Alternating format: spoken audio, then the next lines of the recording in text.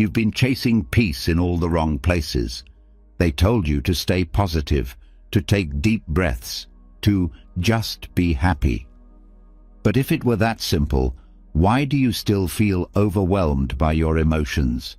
Why does your mind spiral at night, replaying old memories, worrying about things you can't control? The truth is, your emotions aren't the problem. It's your relationship with them. And over 2,500 years ago, Buddhism uncovered a way to heal that relationship, not through toxic positivity or mental tricks, but through clarity, compassion, and deep inner stillness.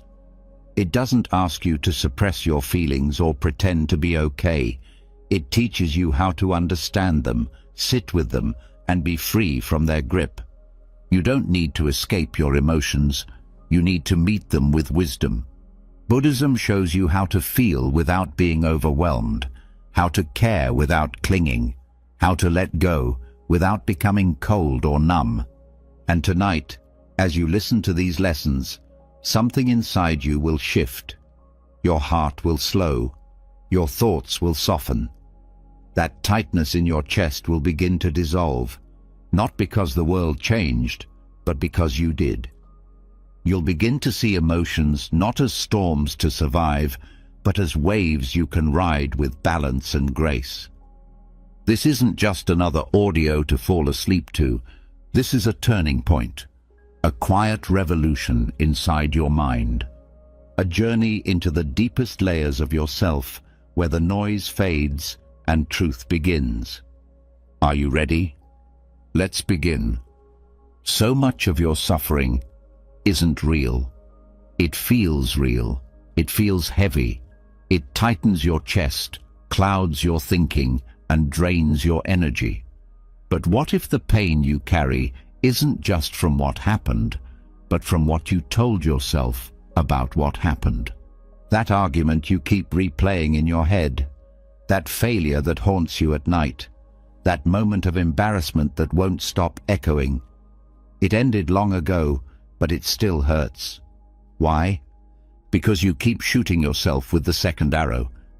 In Buddhist teaching, there's a powerful idea that most people never learn, and yet it explains so much of our emotional pain. It's the story of the two arrows. The first arrow is life. It's what hits you without warning. A breakup, an illness, a rejection. That's pain. That's natural. But the second arrow, that one is optional. It's the thought that follows, the judgment, the rumination, the why me, the this always happens, the I'll never be okay again. It's not life hurting you anymore. It's you hurting yourself. And this is where transformation begins, not by changing the world, but by noticing when you're picking up the second arrow and choosing not to fire it. Let's go deeper. Think of a time you felt deeply hurt, something unexpected, unfair, or painful. The moment itself was sharp, yes, but how long did it last? A minute? An hour? And how many days, weeks, or even years have you kept that pain alive by replaying it, analyzing it, and attaching meaning to it? We don't just experience pain, we extend it. We stretch it out like a rubber band until it snaps back and stings us again and again. That's the second arrow, and most people are covered in them, walking through life wounded by old thoughts, not new realities. Buddhism teaches that real freedom doesn't come from avoiding pain. It comes from ending this habit of shooting yourself with extra arrows. But how? First, by seeing it, because you can't drop what you don't realize you're holding. Let's say you fail at something. You lose your job. The first arrow hits. Shock, fear, maybe disappointment. That's normal. But immediately after, the second arrow comes flying. I'm not good enough. This always happens to me. I'll never recover. And now you're not just feeling sadness. You're drowning in shame, fear, hopelessness, all because of the story you created after the event.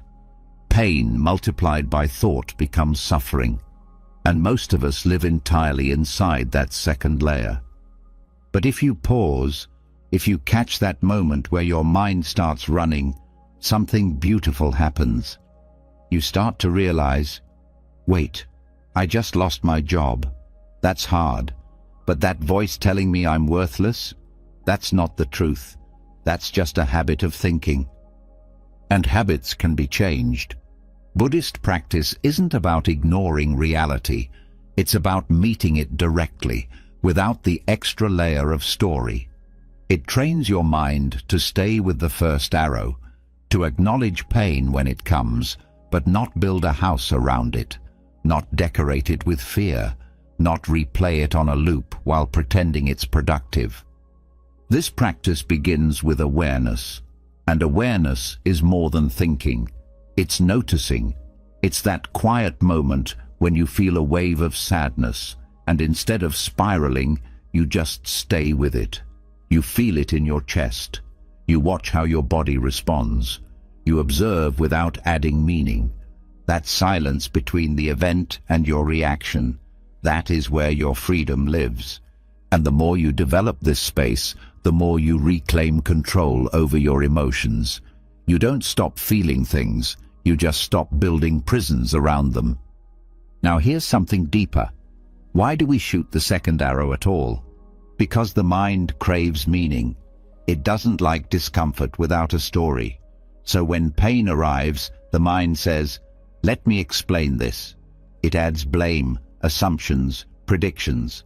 But all of this is smoke. The original pain was already fading, but your story kept it burning. You think it's helping, but it's only feeding the fire. Buddhist teacher Pema Chodron once said, "You are the sky. Everything else, it's just the weather." When you understand the second arrow, you realize you've been clinging to storms, thinking they define you. But they don't. They pass, if you stop holding on to them. And this doesn't just apply to big traumas. It's everywhere. The way someone cuts you off in traffic and you stay mad for an hour. The way a small comment spirals into self-doubt. The way an old mistake still echoes in your thoughts like it happened yesterday. It's never just the moment, it's the replay. So how do we stop? Start by training your awareness, noticing in real time when the second arrow appears. That moment when you're feeling sad and thinking, I shouldn't feel this way. When you're disappointed and telling yourself, it's because I'm a failure. That's the second arrow sneaking in. Once you catch it, you don't need to fight it. You just need to see it. Buddhism calls this sati, mindfulness.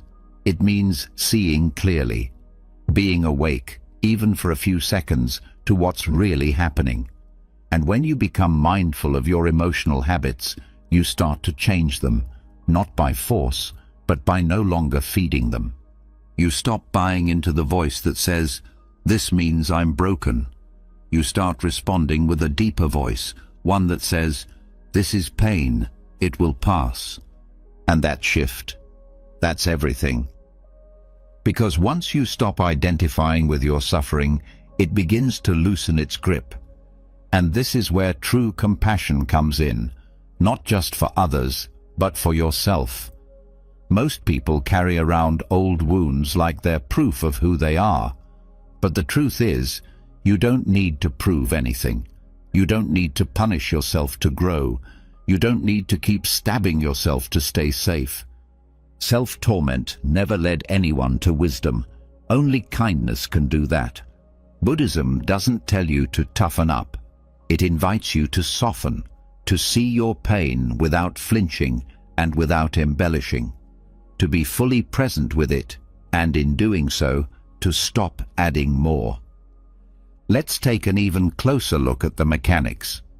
There's a moment, maybe just a split second, between stimulus and response, between something painful happening and your emotional reaction. That's the seed of the second arrow. If you're not aware, it takes root. It grows fast.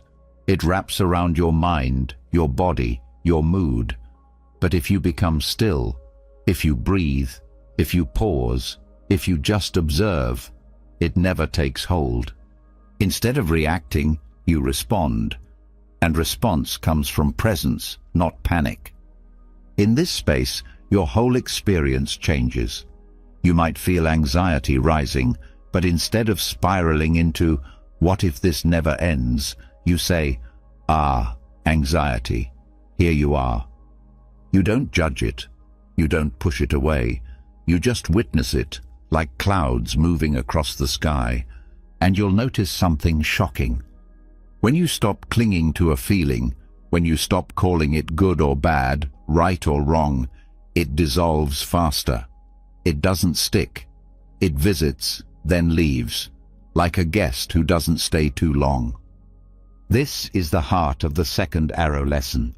Pain is real, but suffering is a choice, and that choice lives in how you relate to your emotions.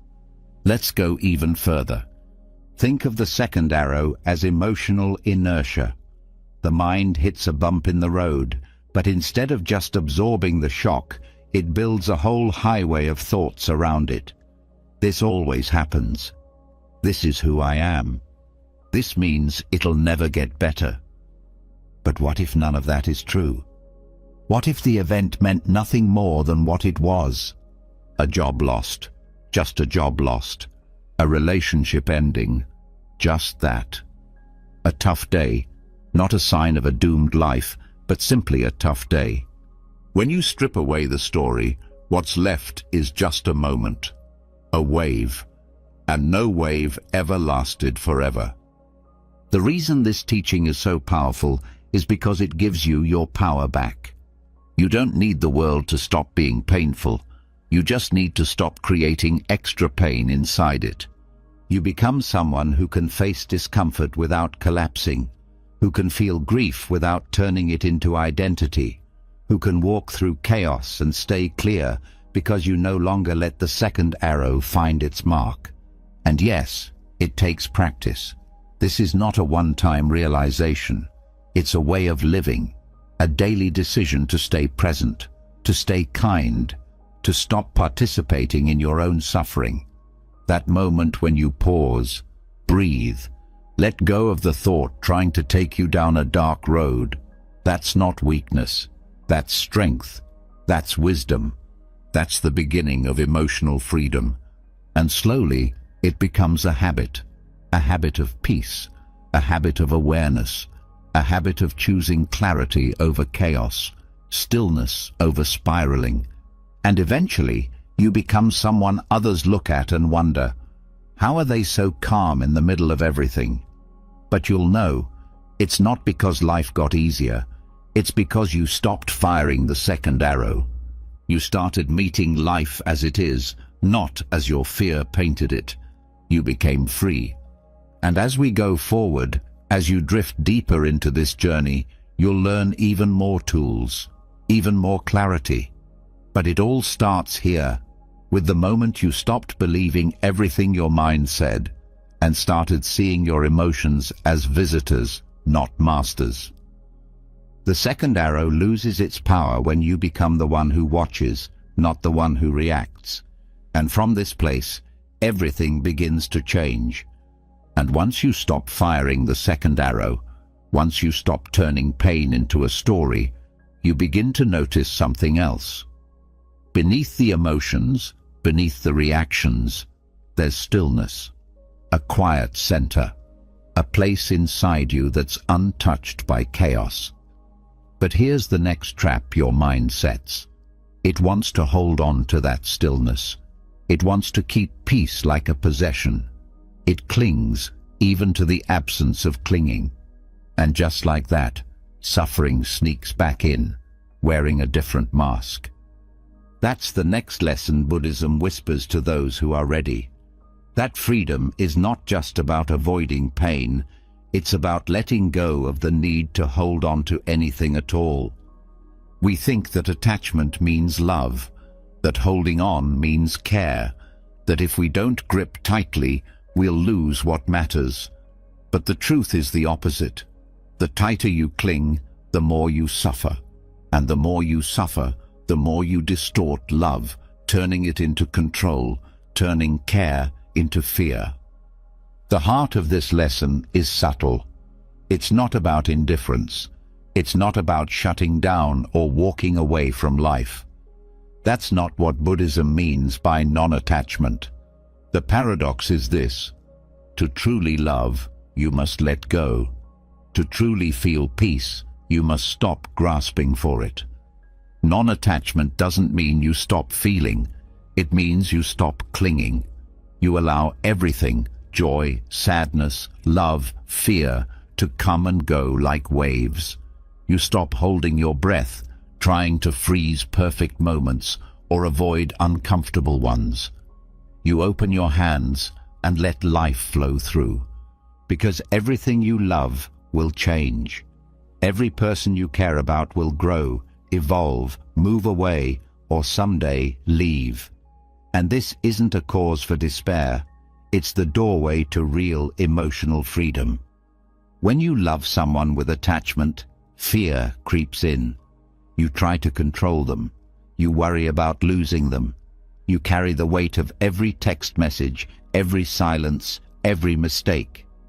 But when you love without attachment, something changes. You love fully, but lightly. You care deeply, but freely.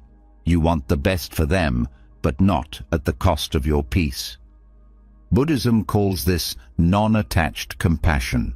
It's not cold, it's not distant, it's warm, open, and grounded. It says, I see your pain, I care, but I will not drown in it. Think about how often your emotions spiral not because of what someone did, but because of what you expected them to do. You expected them to understand, to respond, to be different. And when they weren't, you suffered. Not just because of the event, but because of the grip your mind had on how things should have been. Non-attachment is the ability to care without that grip, to live with love but without demand, to show up fully but not as a hostage to the outcome. This is what makes it powerful and difficult, because we've been taught to link love with ownership, happiness with security, peace with control. But control is an illusion. People will change, plans will fall apart, emotions will rise and fall like weather. And that's where the practice deepens. When you stop trying to make life permanent, you begin to see clearly. You stop clenching your fists, and you open to what is, not what you wanted, not what you feared, just what's here. And in that space, emotions still come. You still feel joy, sorrow, love, loss, but they don't drown you. They pass through like wind through an open window. You begin to notice that suffering is not caused by what happens. It's caused by how tightly you grip what's already moving. Let's look deeper. Non-attachment is rooted in wisdom, the wisdom of impermanence. Everything changes. That's not a tragedy, it's reality. And when you understand this fully, in your bones, your heart becomes more resilient. You stop needing things to stay the same. You stop needing people to behave a certain way to feel okay. You stop tying your inner peace to outer events. It's like a tree with deep roots. Storms may come, the wind may howl, but the tree remains grounded, not by resisting, but by bending, by adapting, by being rooted in something deeper than the surface. And this is where emotional mastery truly begins. Because what most people call love is often just emotional dependence. I need you to behave a certain way so I can feel okay. That's not love. That's fear in disguise. And fear creates attachment. Attachment creates suffering. When you love someone with non-attachment, you're not less invested. You're more present. You're free to love them as they are, not your idea of them. You're not trapped in disappointment when they change. You're not lost when they struggle. You stand beside them, steady. And this doesn't just apply to relationships.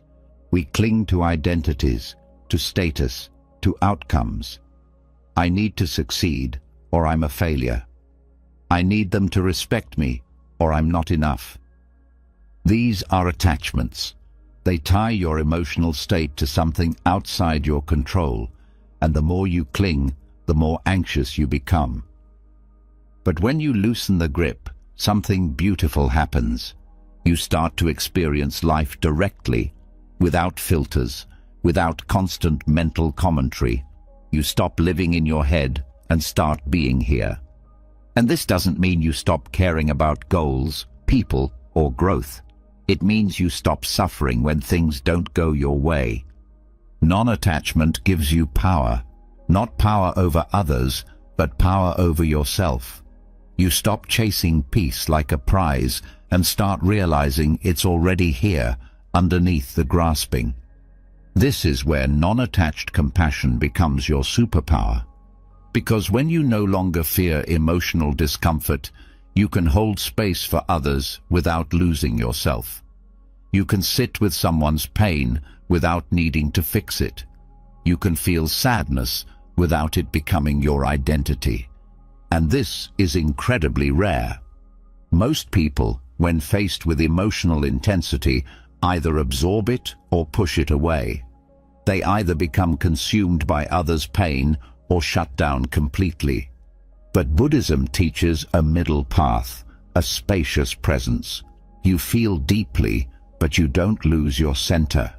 This is emotional maturity. This is what it means to be anchored. And it's not something you fake. It's something you become. Through practice, through awareness, through daily choices to release your grip and return to presence. You'll start to notice when your mind attaches.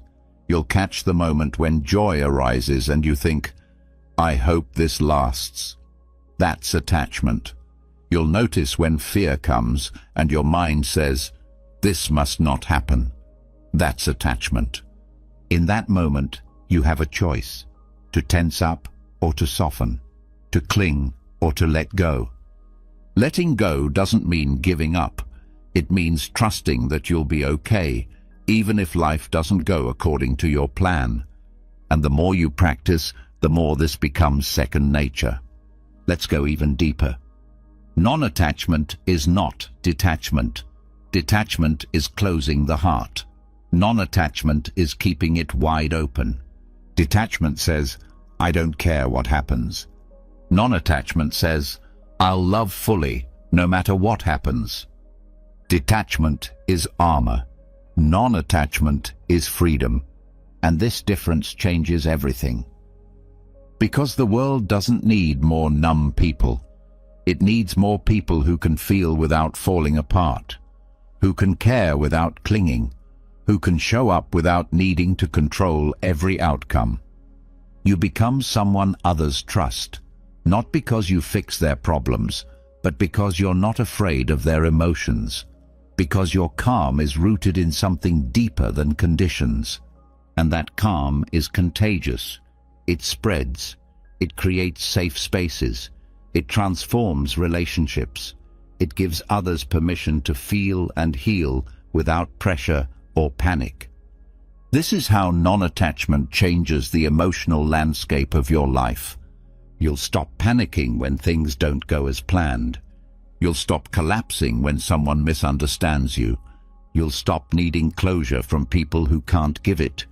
You'll start walking lightly, living presently, and loving openly. And slowly, the noise quiets. Your mind doesn't chase every emotion. Your heart doesn't contract with every fear. Your peace becomes less fragile, more stable, more real.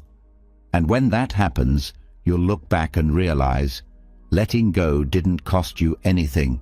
It gave you everything. You'll see that clinging was never love. That fear was never protection. That control was never security. And in that seeing, you'll be free. Free to feel, free to care, free to live, without needing to hold on so tightly. This is the paradox, that in letting go, you finally get to experience the depth of life, not as a hostage, not as a puppet, but as a witness, a participant, a presence, fully here, fully you, and finally, at peace. Letting go doesn't mean losing yourself. It means discovering that who you thought you were was never fixed to begin with. And once you release that grip, once you stop clinging to people, outcomes, and emotions, the question naturally arises, then who am I? If I'm not my feelings, not my reactions, not the stories I've told myself, what's left? This is where Buddhism hands you the key to one of its most powerful insights. You are not a solid thing. You are not a single self. You are a process, a flow, and what you've called me is actually a bundle of parts moving together like a river. The teachings call this bundle the 5 aggregates, not pieces of a soul, not fixed traits, but 5 processes, always changing, always interacting. And the more clearly you see these parts, the more power you gain over your emotional life. Because emotions are not mysterious forces, they're puzzles, and every puzzle can be taken apart. Let's start with form. This is the body, the physical aspect of your existence. It includes your muscles, bones, heartbeat, breath, and even your facial expressions. Often, we experience emotions as sensations in the body, tightness in the chest, butterflies in the stomach, tension in the jaw. And yet we rarely stop to ask, what does this physical sensation actually mean? The body feels something, but the meaning we assign to it, that comes later. By observing form, we start to see how much of what we call an emotion is actually just a physical reaction. You feel your shoulders rise and label it as stress. You feel warmth in your chest and call it love. But the feeling came first. The body speaks before the mind does. So instead of chasing the thoughts, start with the body. Sit with the sensations. Let them speak without rushing to define them. Often, they pass on their own. Next comes sensation. This is the raw data, the initial feeling of pleasant, unpleasant, or neutral that arises when you experience something. It's the first flash before interpretation. You hear a sound, taste a flavor, read a message. Instantly, your system reacts. But sensation is not emotion. Sensation is quick, simple, like a spark. What happens after? That's where things get layered. Most people don't pause between sensation and interpretation. They react. They get a slightly unpleasant tone in someone's voice and suddenly feel rejected. But the rejection wasn't in the voice. It was in what followed, in the third aggregate, perception. Perception is where the mind starts to name things. It labels. It recognizes patterns. It says, that tone reminds me of when I was ignored, or that look means they don't like me. Perception pulls from memory. It grabs meaning from the past and throws it on the present. This is useful. It helps us navigate the world, but it also builds illusions, because sometimes you're not reacting to what's happening.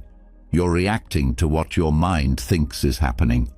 So many emotional spirals start here. You hear one word and your mind builds a whole story. That person must be mad at me. I must have done something wrong. It happens fast. But perception isn't truth. It's interpretation. And interpretations can be wrong. Now we arrive at mental formations. This is where it gets deeper. Mental formations are habits of thought, belief, and intention.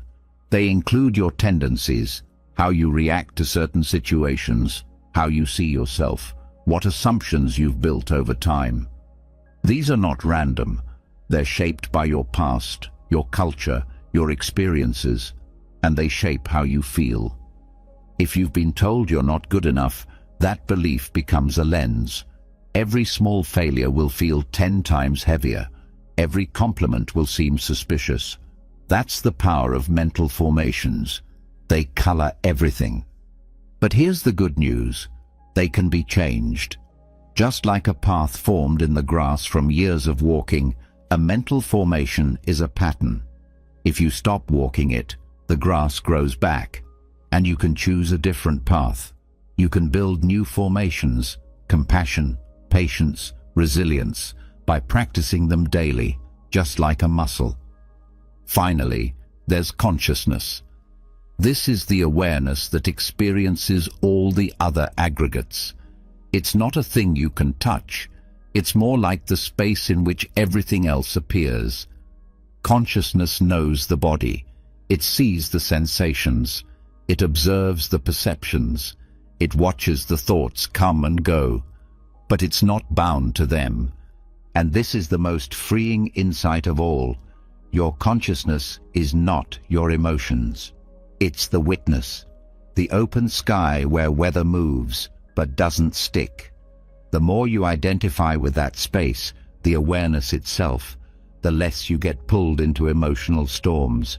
You don't suppress them, you just stop confusing them for who you are.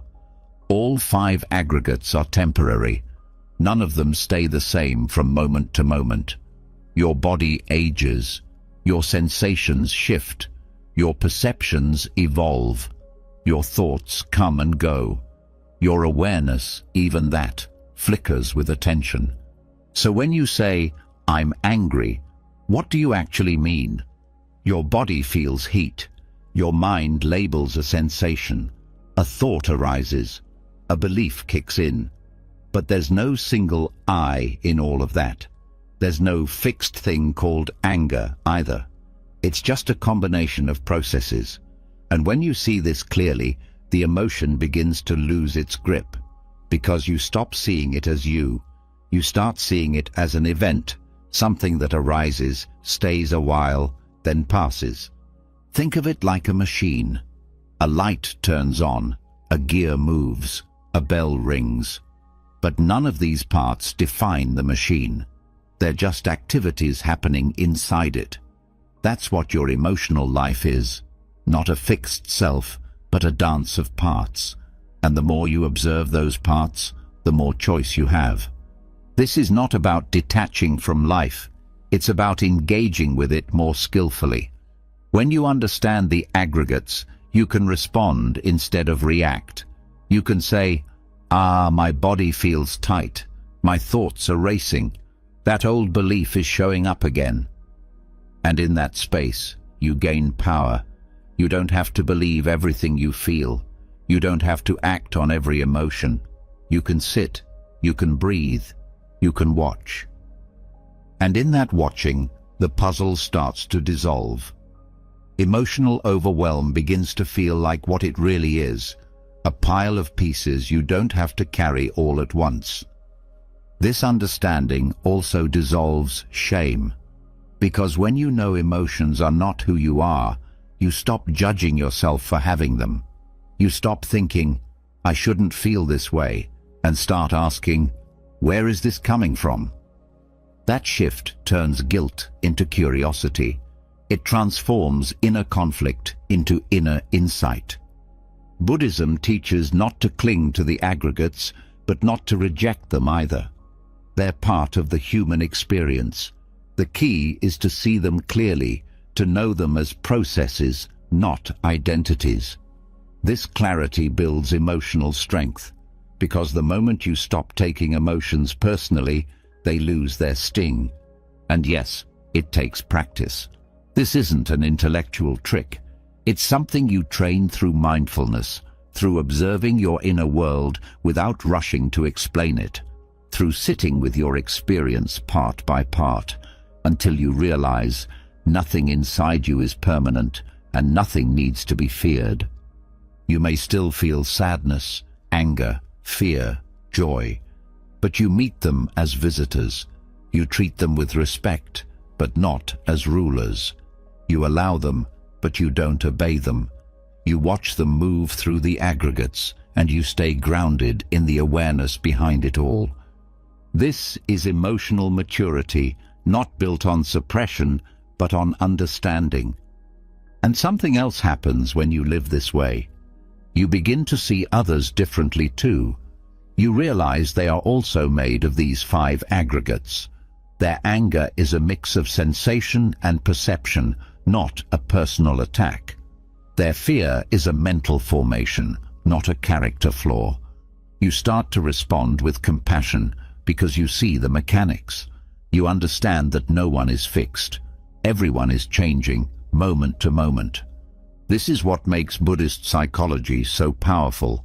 It doesn't give you a label to wear. It gives you a map, a way to navigate emotions without drowning in them, a way to understand pain without turning it into identity. And in that understanding, you find space. Space to feel without being overwhelmed. Space to grow without pressure.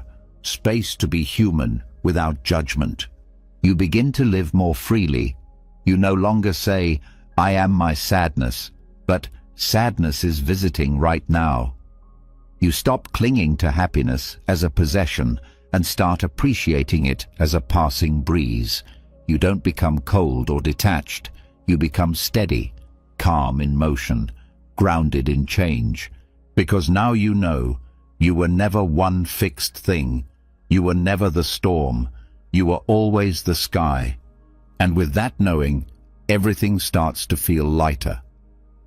And when you begin to see yourself as a process, not a fixed identity, you start to loosen your grip on every passing feeling. Sadness becomes a movement, not a label.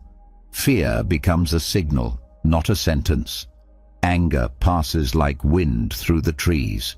But even after breaking your emotions into these 5 parts, there's still something deeper to uncover. Because even though emotions seem real, solid and powerful, what if that's just how they appear, not what they actually are? What if the emotions you've spent your life fighting, fearing, or chasing have no core at all? This is where the Buddhist teaching of emptiness, shunyata, steps in, gently but profoundly. It says that everything we experience, including emotions, is empty. Not in the sense of being meaningless or hollow, but empty of a fixed, independent, lasting identity. Emptiness means interdependence. It means that things don't arise on their own. They are the result of causes and conditions, of context and perception.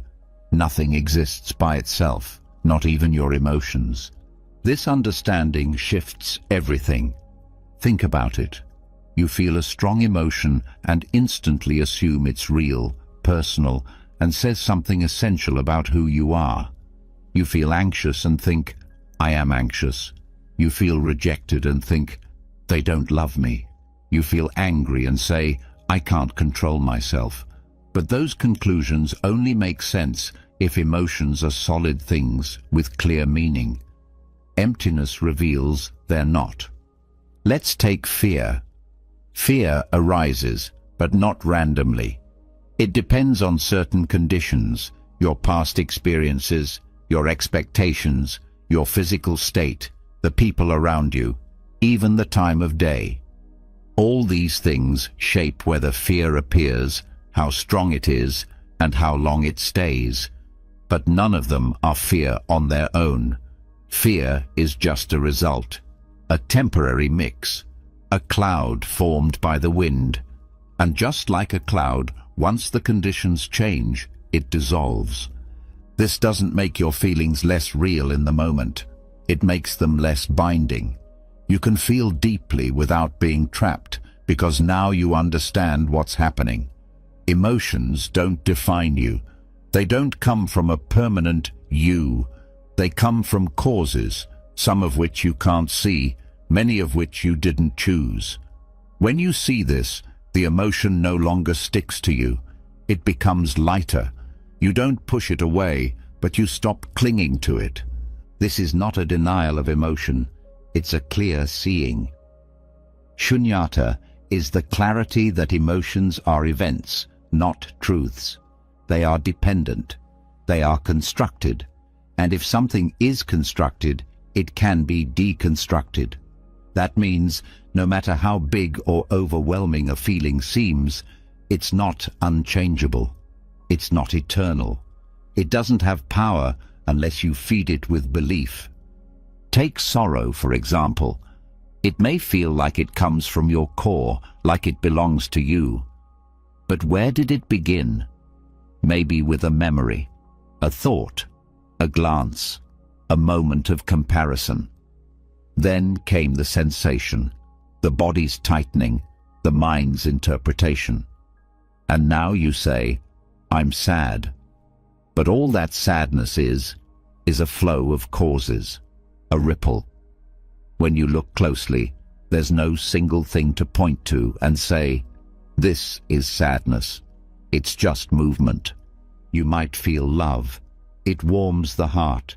You think, this is who I am. But that love came from somewhere too. A word, a smile, a memory, a connection. When the conditions are there, the feeling arises. When they change, the feeling shifts. Love is not a permanent state. It's not a possession. It's not yours or theirs. It's a phenomenon. Beautiful, yes, but still empty of solidity. This helps you deal with change in a powerful way, because if emotions were permanent, then losing someone you love would mean permanent heartbreak. If sadness were fixed, it would mean lifelong suffering. But emotions arise and pass because they are not rooted in something unchanging. They are like echoes, only loud if something responds to them. You don't need to force this belief. You can test it through observation. Next time a strong emotion comes, ask, what's holding this up? What's feeding it? What would happen if I stopped believing the thoughts that come with it? What would remain? You might be surprised.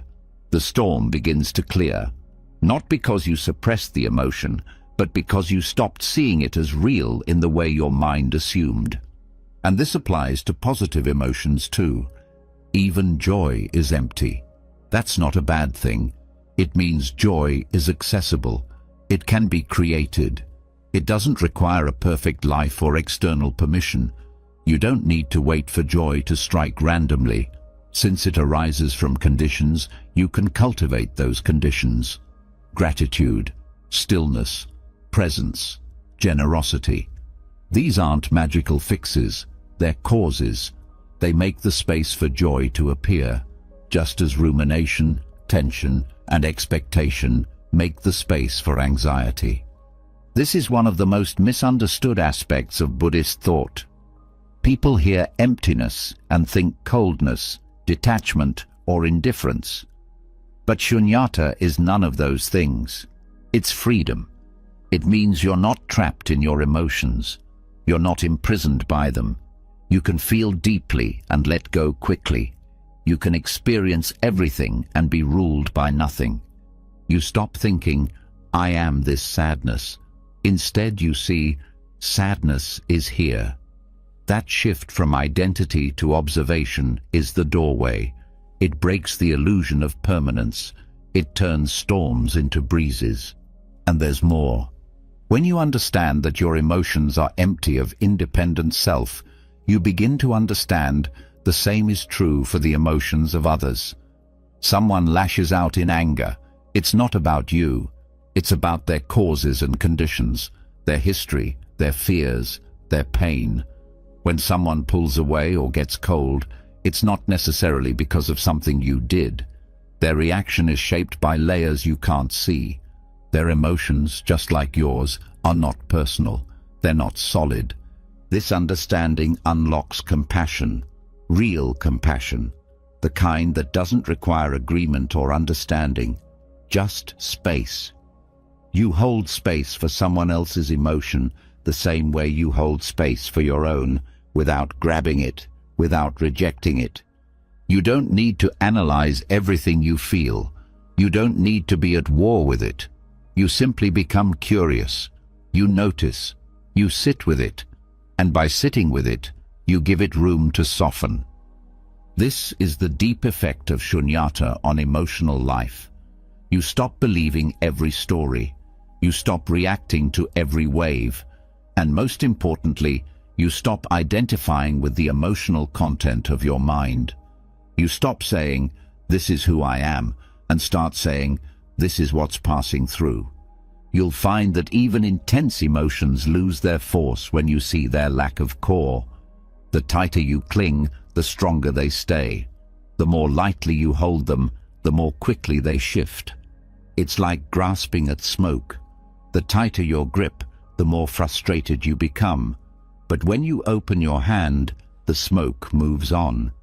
This doesn't mean you ignore your emotions. It means you stop giving them more reality than they deserve. When something feels unbearable, you can look at it directly and say, "This is made of parts. It came together under certain conditions. It will pass." That's not avoidance, that's insight. That's stability born from wisdom. And there's something else. Emptiness brings responsibility. Because if emotions don't come from a fixed self, then you're not doomed to repeat the same patterns. You're not stuck. You're not broken. You're free to choose new causes, to water new seeds, to create different responses. The future is open. Shunyata removes the weight of fatalism. You're not at the mercy of your emotional history. You're the gardener. What you plant, you grow. What you nourish becomes strong. What you let go of fades. So the next time you feel overwhelmed, remember this. No emotion is final. No feeling is fixed. They are weather patterns, not prisons. Clouds, not cages. Even the ones that seem unbearable, guilt, jealousy, shame, are just constructs. They feel sharp because you believe they're true. But truth has no need to shout. It just is. And this insight, when practiced over time, builds unshakable confidence. You stop needing to fix every emotion. You stop fearing them. You start walking with them, sometimes heavy, sometimes light, but always knowing this too has no core.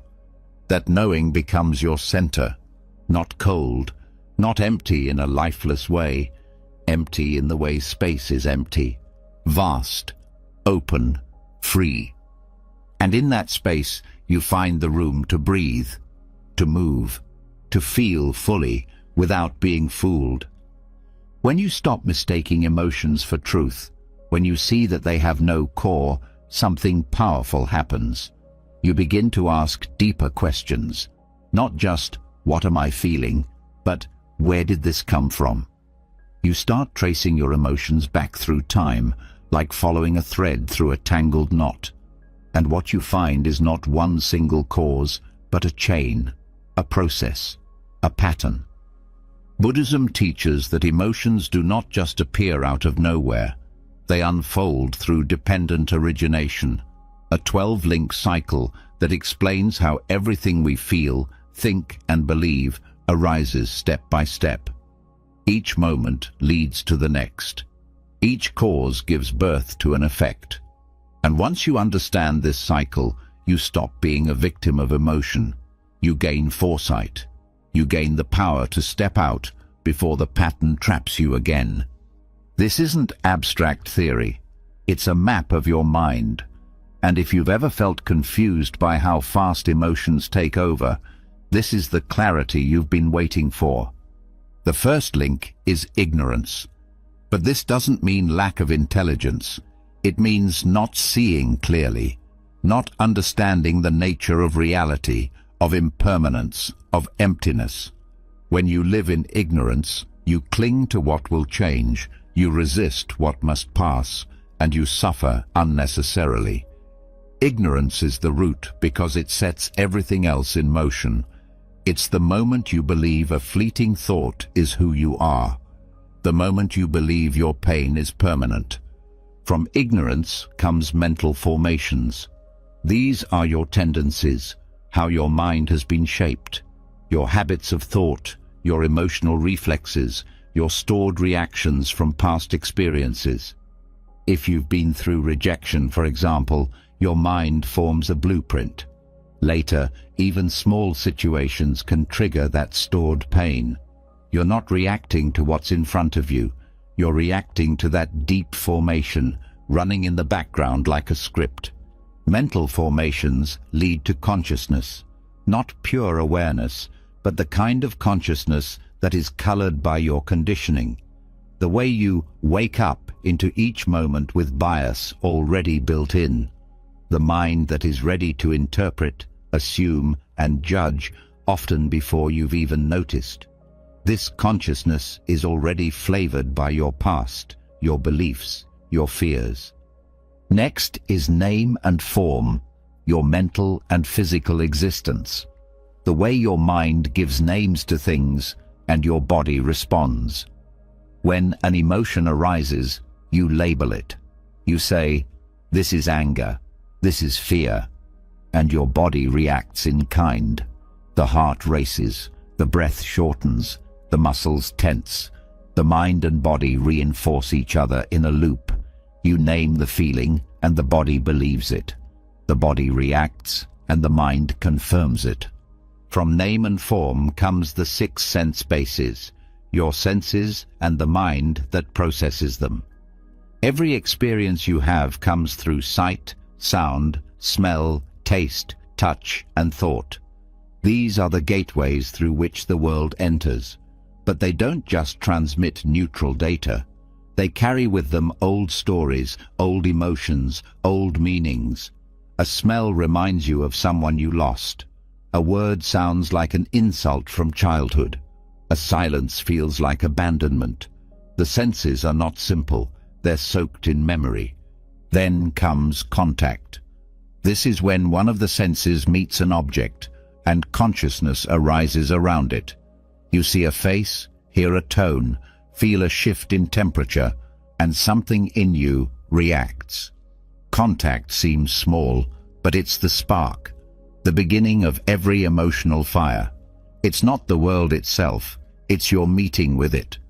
Contact gives rise to feeling, not big emotions, but initial tones, pleasant, unpleasant, or neutral. Before your mind adds a story, your body already has a sense. It says, "This feels good, this feels bad, this feels empty." These subtle tones color your next move. They're the emotional seeds. From feeling comes craving. This is where suffering really begins to grow. When something feels good, you want to hold on to it. When something feels bad, you want to push it away. You crave pleasure and fear pain. But both reactions are attachments. You're already leaning forward or pulling back. You're not present. You're reaching, grasping, avoiding. Craving leads to clinging. It's deeper now. Not just desire, but attachment. Not just discomfort, but identification. You don't just want peace. You believe you need it to survive. You don't just dislike sadness. You believe it's wrong to feel it. Clinging is where thoughts turn into obsessions, where discomfort becomes panic, where emotions stick like glue. Then comes becoming. This is identity forming. You don't just feel anger, you become an angry person. You don't just feel fear, you become someone who is always afraid. This is the creation of the emotional self, the I am that builds itself out of reaction. And once that identity takes shape, it fuels every moment after. Becoming gives rise to birth, the birth of the self in this emotional cycle. Not literal birth, but the moment you fully step into that emotional identity. You live through it, act from it, speak from it, suffer through it. It becomes your lens. And finally, birth leads to aging and death, the decay of that emotional self, the exhaustion, the collapse, the moment you can't hold the feeling anymore and it fades, leaving behind confusion, regret, or emptiness. And then, often without noticing, the cycle begins again. Ignorance returns. A new formation rises. The chain repeats. This 12-link chain is happening all the time, sometimes quickly, sometimes slowly, sometimes in seconds, sometimes over days or years. But once you start seeing it, you can interrupt it. You can step off the ride before it runs you in circles again. You notice when craving starts. You catch clinging before it becomes identity. You recognize that what you're feeling isn't coming from the moment. It's coming from layers of conditions. And in that space, you regain choice. You don't need to fight the emotion. You need to trace it back. See where it came from. See that it's not solid, that it's not isolated, that it's not about now, but about habit. And this takes practice, not a single moment of insight, but repeated watching. You sit in silence and you feel something arise. Instead of reacting, you ask, where did this come from? And you wait.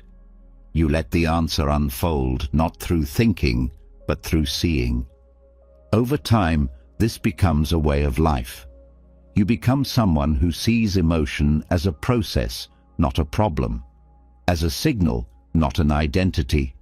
You become less reactive because you see the whole pattern.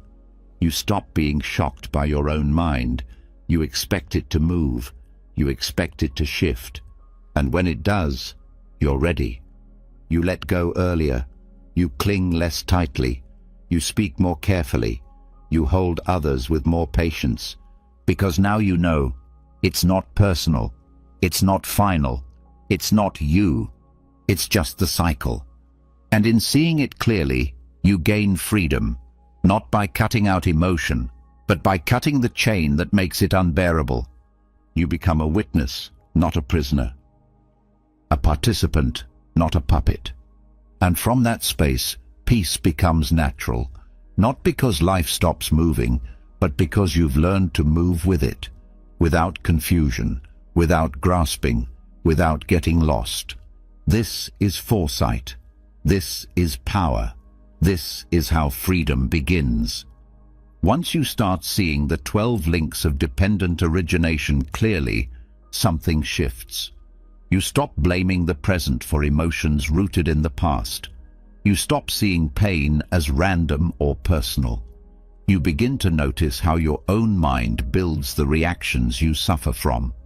But even with this insight, another question emerges. Why do these patterns keep coming back?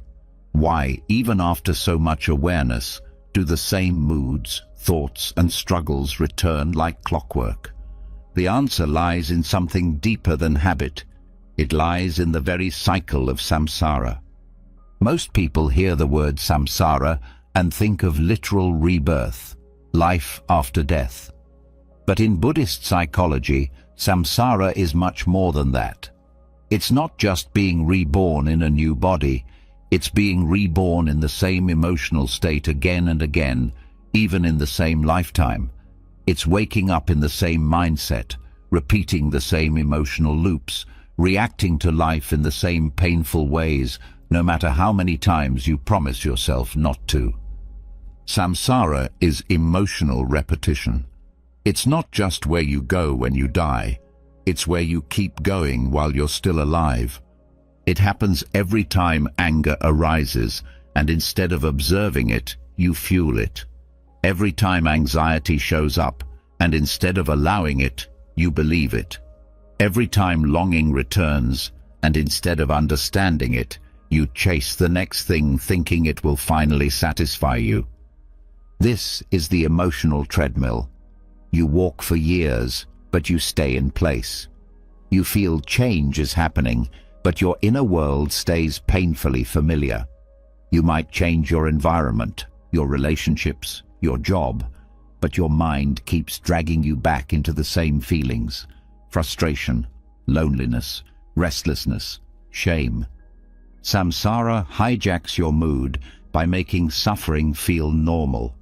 It tricks you into thinking emotional pain is just part of who you are, rather than something you're unconsciously recreating. It keeps you believing that relief is always in the next moment, the next decision, the next achievement. But no matter what changes on the outside, the cycle on the inside continues unless it's broken with awareness. One of the ways samsara holds you is through emotional inertia. You wake up feeling a certain way, maybe a little off, a little low, and instead of questioning it, you move with it. You feed it with thoughts, memories, expectations. That low mood shapes your choices, how you interpret people's words, how you react to small frustrations. Before you know it, your whole day is built around a feeling that might not have lasted more than a few minutes if you hadn't followed it. Emotional repetition often happens because we mistake familiarity for truth. You've felt anxiety so many times, your mind starts to believe it's who you are. You've repeated thoughts of unworthiness for years, so they feel like facts instead of echoes. Samsara thrives on these loops because they feel natural. Even pain can feel safe if it's predictable. To escape samsara, you don't need to escape your life. You need to escape the automatic. You need to see what you're repeating, not just what you're feeling, but how you respond to those feelings. Start noticing which moods drag you down consistently. Is it the way you collapse into hopelessness when things don't go your way? Is it the bitterness that flares when you're not seen or appreciated? Is it the craving that returns every time life gets quiet? These aren't random, they're part of your emotional rebirth cycle. And each time you react the same way, samsara tightens its grip. This doesn't mean you're doing something wrong. It means you're human. But it also means you have a choice. You can begin by meeting your oldest emotional patterns with fresh attention. Next time anxiety rises, instead of going into your usual story, pause. Feel it in your body. Let it be a sensation, not a sentence. Notice what it wants you to do. Run, fix, hide, and don't move. Just see it. When sadness pulls you into familiar thought spirals, take a breath. Don't argue with the thoughts. Don't try to fix the feeling. Just trace it. Where is it coming from? What belief is underneath it? What reaction does it want from you? Every time you interrupt the cycle, even briefly, you weaken samsara's hold. You start to break the momentum of the past. And the key isn't dramatic action. It's small moments of presence. Those moments build into a new path. Another way samsara hijacks your mood is through emotional identity. You start to define yourself by how you feel.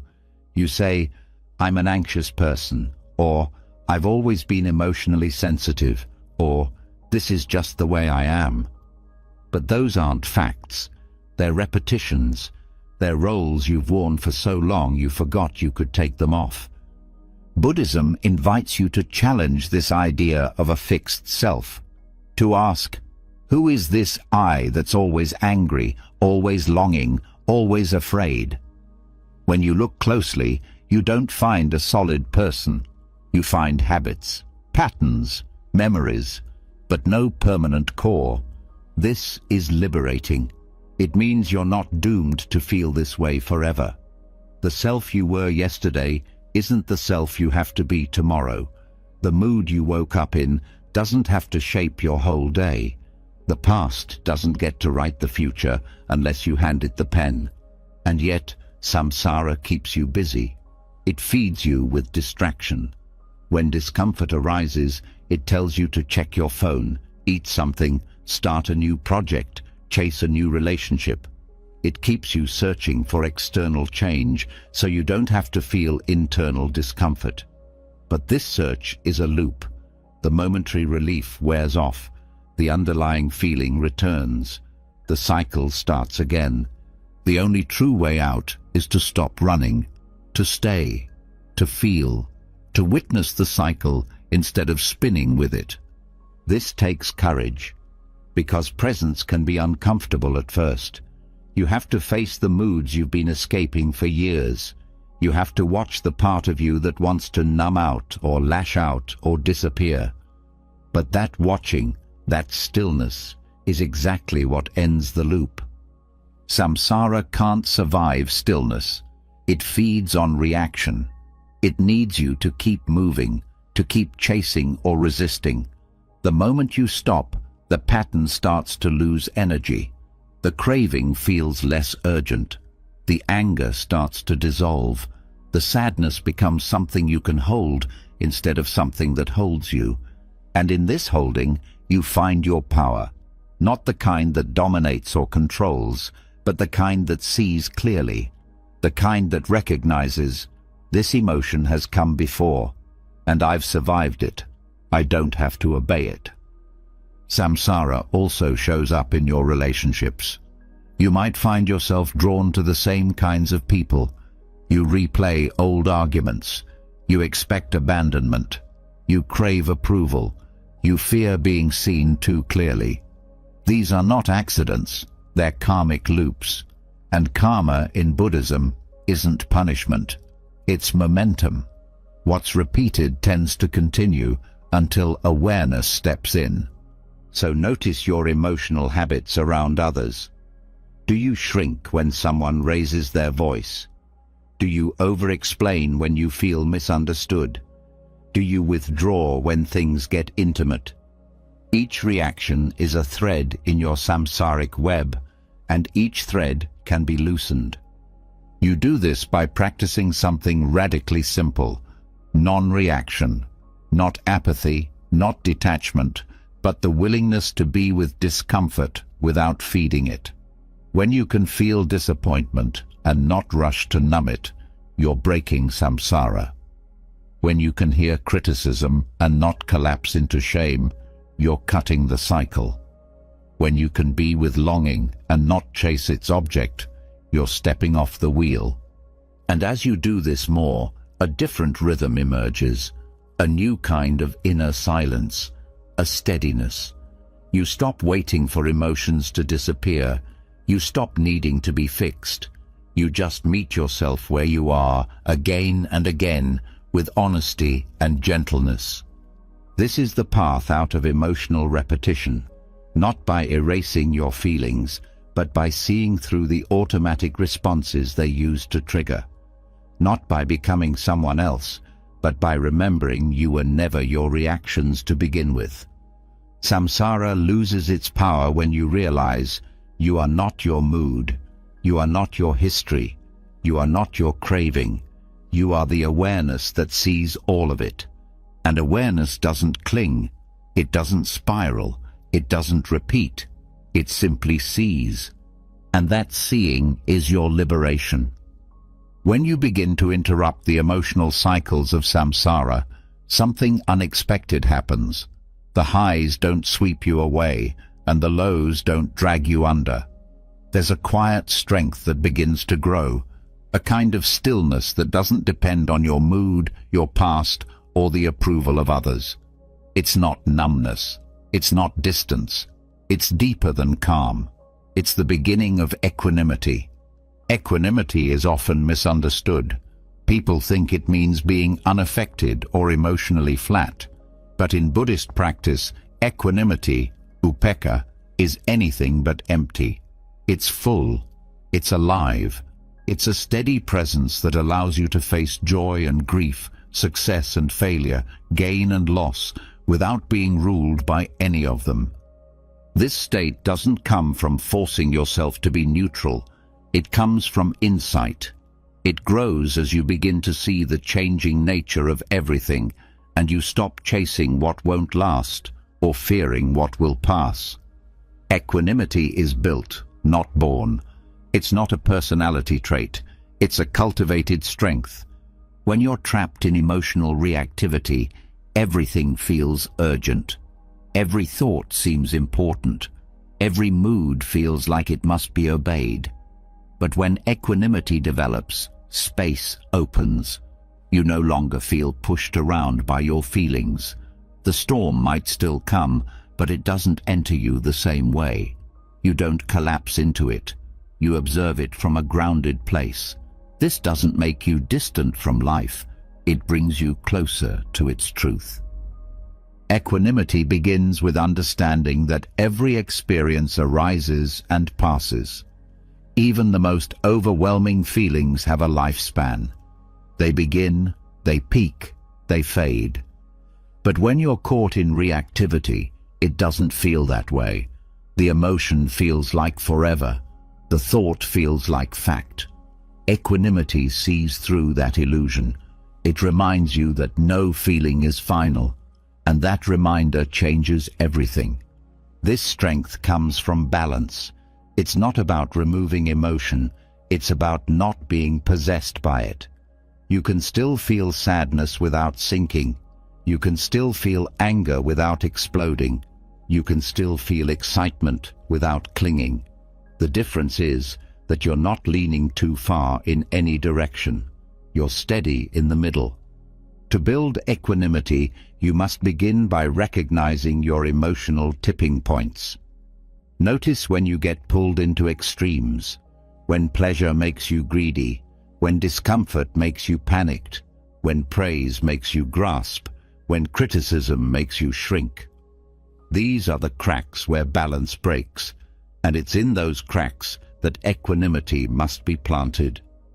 One of the most powerful tools for growing this inner strength is the contemplation of impermanence. When you truly accept that every experience is temporary, you stop attaching yourself to it. You stop expecting happiness to stay forever, or pain to mean you've failed. You begin to meet life on its own terms, not yours. This doesn't make you passive, it makes you wise. You can still act, still care, still show up fully, but without losing yourself in the outcome. When something beautiful happens, you enjoy it without gripping it. When something painful happens, you feel it without falling apart. Equanimity allows you to be intimate with life without being consumed by it. It's helpful to understand equanimity as one of the Brahma Viharas, the 4 divine abodes in Buddhism. The others are loving kindness, compassion, and sympathetic joy. Equanimity is the foundation that keeps these other qualities from tipping into imbalance. Without it, kindness can become attachment, compassion can become burnout, and joy can become jealousy. With equanimity, they stay steady, they grow cleanly. Equanimity doesn't mean you stop caring. It means you care without conditions. You help someone without needing them to change. You love someone without needing them to love you back in a specific way. You feel deeply, but you don't build your identity on those feelings. This is what makes it radical. In a world obsessed with getting what it wants and avoiding what it doesn't, equanimity steps out of the game. It's not detachment. Detachment pulls away.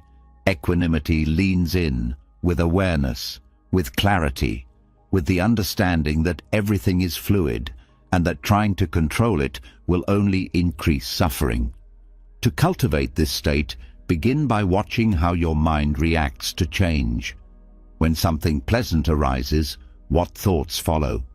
Are you trying to hold on to it? Are you already fearing its loss? When something difficult arises, do you try to escape it? Do you label it as wrong, unfair, or permanent? These reactions are the moments when you fall out of balance. Instead of following them, pause. Sit. Let the feeling rise and fall without interference. Meet it like a wave, rising, cresting, falling back into the ocean. Don't resist it. Don't chase it. Just stay. That staying is the training. Over time, you'll notice that not reacting becomes more natural, not because you've become emotionless, but because you've stopped being afraid of emotion. You don't need to suppress what you feel. You simply don't let it carry you away. Equanimity is also built through reflection. Think of the times you suffered not because of what happened, but because of how hard you resisted it. The disappointment that became despair, the uncertainty that became obsession, the sadness that became identity. In each case, it wasn't the feeling that hurt most. it was the reaction. Equanimity is the space between the event and the reaction, and the more you practice sitting in that space, the more peaceful your life becomes. This practice also protects you from burnout. In a world that demands emotional intensity at every turn, equanimity is your anchor. You don't need to match everyone's energy. You don't need to carry what isn't yours. You can show up with presence, not pressure, with clarity, not collapse. This is especially important in relationships. When others are caught in reactivity, your equanimity becomes a gift. It offers calm instead of escalation, space instead of judgment, listening instead of control. You don't have to fix people. You don't have to absorb them. You can simply be with them, fully, without losing yourself. And this isn't a distant kind of presence. It's the most intimate kind, because it doesn't demand. It doesn't push or pull. It holds. And in that holding, healing becomes possible. Equanimity also allows you to trust life, not because everything will go your way, but because you stop needing it to. You stop asking every moment to make you feel better. You start meeting each moment with steadiness, whether it brings comfort or challenge. This steadiness is not stiffness, it's flexibility, like bamboo in the wind, rooted but able to bend. The more you cultivate this quality, the more resilient you become. You don't get stuck in moods. You don't get trapped in loops. You respond wisely, not impulsively. Even your inner dialogue begins to shift. Instead of saying, "I can't handle this," you begin to say, "This too is passing." Instead of saying, "I need this to stop," you say, "Let me meet this with balance." And those words create space. They loosen the emotional grip. They allow you to breathe. In moments of crisis, equanimity won't always feel dramatic. It might feel like a small pause, a deep breath, a quiet sense that you're okay, even when things aren't. That quiet knowing becomes your refuge, your inner fortress, not because it hides you from life, but because it holds you through it. It's important to understand that equanimity is not the absence of emotion. It's emotional maturity. It's what allows you to feel the full range of experience without drowning in it. It's what gives you the strength to let go without resentment, to love without clinging, to grieve without losing your center. This state is not built overnight. It grows slowly, through practice, through repetition, through trial and return. You will fall out of balance. You will react. You will forget. But each time you remember, each time you pause instead of panic, you strengthen your foundation. And eventually, you notice a shift. You don't fear emotions the way you used to. You don't feel threatened by change. You stop needing everything to be perfect in order to feel peace. Because the peace no longer comes from the outside. It comes from your own steady heart. And that heart, quiet, clear, steady, becomes the space from which everything else flows. Compassion becomes more sustainable. Joy becomes less fragile. Sadness becomes less overwhelming. Love becomes freer. Not because life got easier, but because you built a fortress that isn't made of walls. It's made of understanding. This is the quiet power of equanimity.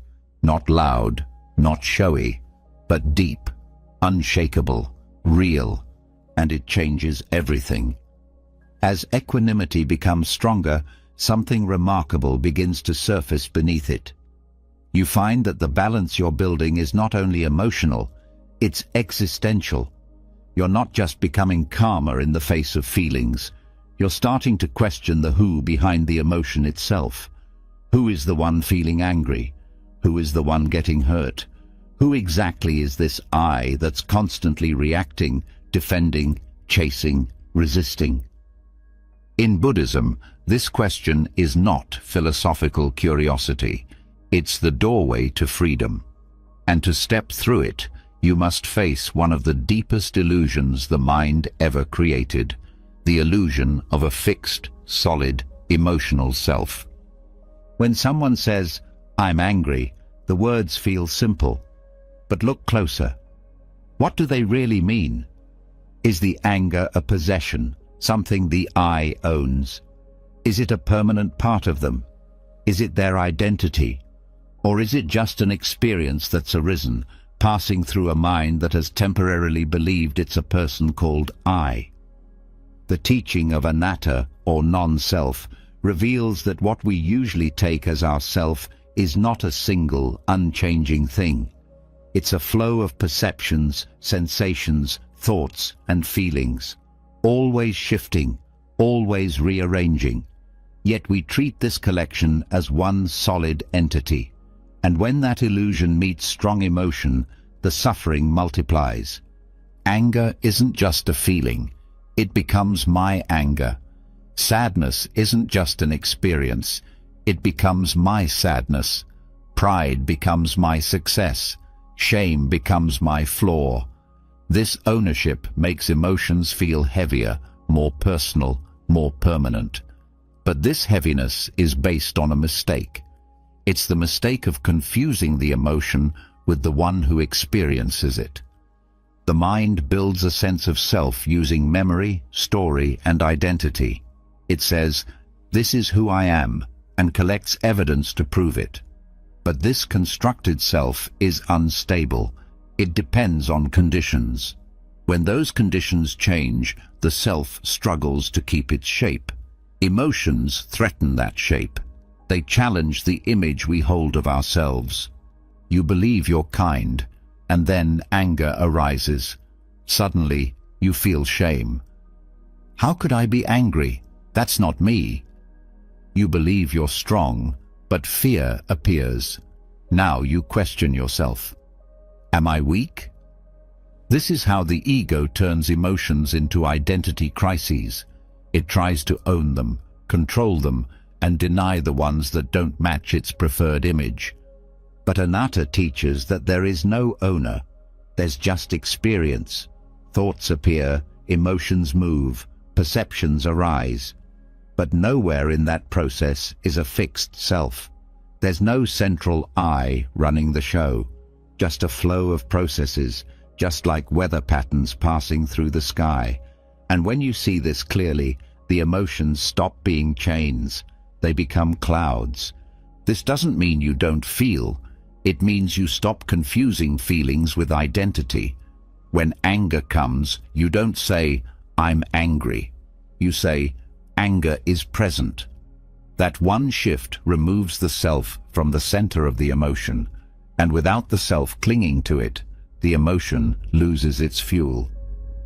This is one of the most powerful insights on the path, because most suffering doesn't come from the feeling itself. It comes from what the ego does with the feeling. It resists it, defends against it, or wraps itself in it.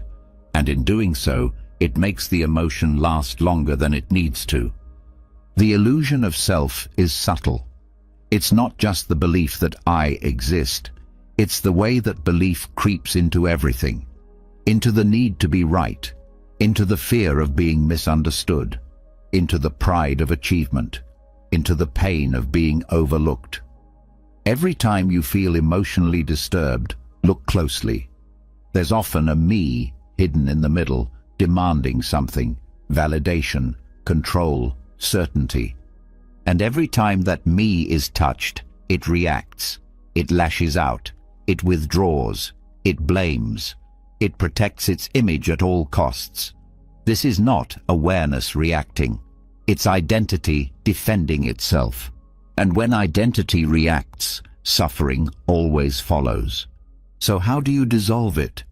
Start by watching your language, not just spoken, but internal. How often do you say, "Why is this happening to me?" Or, "I can't believe they did that to me." Or, "I'm such a failure." All of these statements rely on the idea that there's a solid I who owns these experiences. But what if there isn't? What if there's just a thought arising in response to conditions? This doesn't mean you become passive. It means you respond without the added weight of identity. When sadness arises, you don't need to question your worth. When someone criticizes you, you don't need to protect your image. When fear appears, you don't need to label yourself as broken. You just meet the moment, without the added me. This practice becomes especially important in conflict. When two egos collide, each defends its version of truth. Each feels attacked.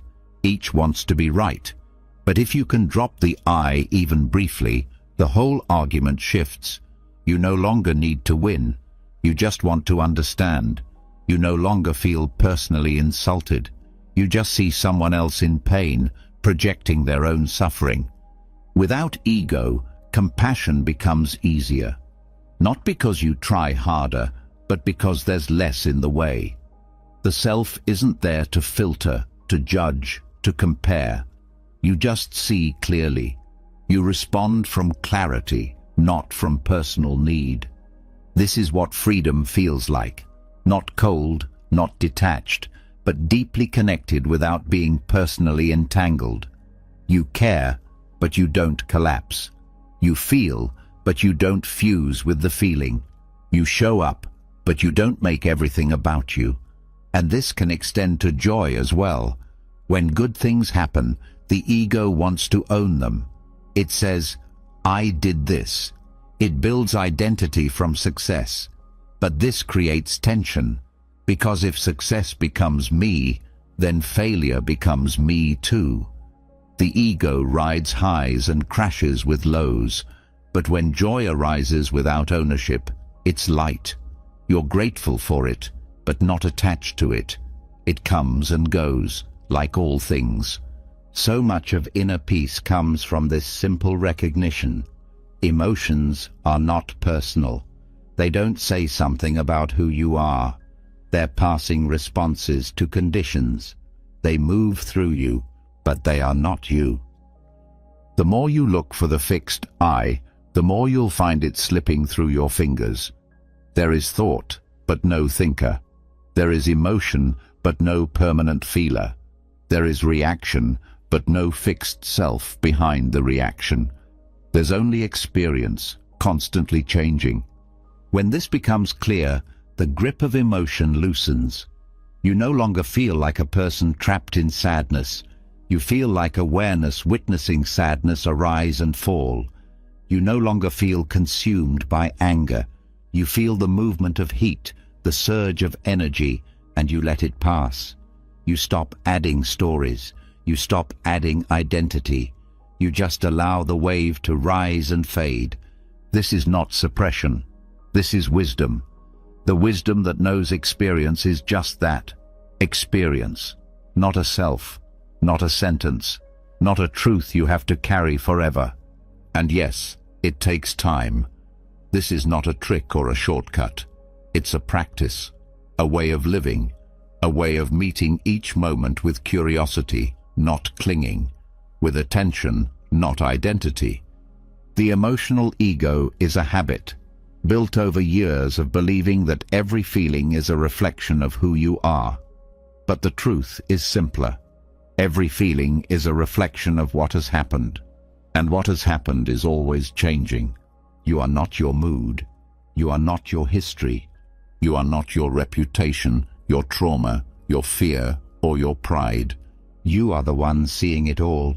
And that seeing is not a self. It's an opening into freedom, an opening into peace. When the illusion of a permanent self begins to dissolve, something subtle but powerful emerges. Space. Not emptiness in the hollow sense, but spaciousness in your awareness. You're no longer trapped inside every emotion. You're no longer the character in every mental story. You're watching now. There is distance, not detachment. Clarity, not coldness. And from that clarity comes the next deep unfolding on this path, the mirror mind. The mirror mind is not about controlling emotions. It's about reflecting them without distortion. It sees clearly, without judgment, without craving, without resistance. It doesn't argue with what arises. It doesn't cling to pleasure or fight against pain. It simply observes, silently and steadily, like a mirror reflecting whatever appears. This capacity is cultivated through the practice of vipassana, insight meditation. While many forms of meditation aim to calm or concentrate the mind, vipassana is different. Its goal is understanding. It's not about escaping your thoughts or numbing your feelings. It's about turning toward them with honest observation, watching without reaction, seeing without labeling. At first, this seems difficult. The mind is used to evaluating everything. It classifies each emotion, good or bad, wanted or unwanted, success or failure. That's how suffering begins. The judgment becomes heavier than the emotion itself. Sadness is not just sadness, it becomes weakness. Anger is not just anger, it becomes shame. Even happiness becomes a trap when you're afraid it will disappear. The mirror mind drops all of that. It doesn't say, "This shouldn't be here." It doesn't say, "I need more of this." It simply reflects. And that reflection is powerful because it interrupts the cycle of unconscious reaction. In that stillness, the emotion is allowed to unfold on its own without being fed by thought. This practice begins with mindfulness. You sit, you breathe, and instead of trying to control what happens inside, you become a witness to it. Thoughts appear, you note them.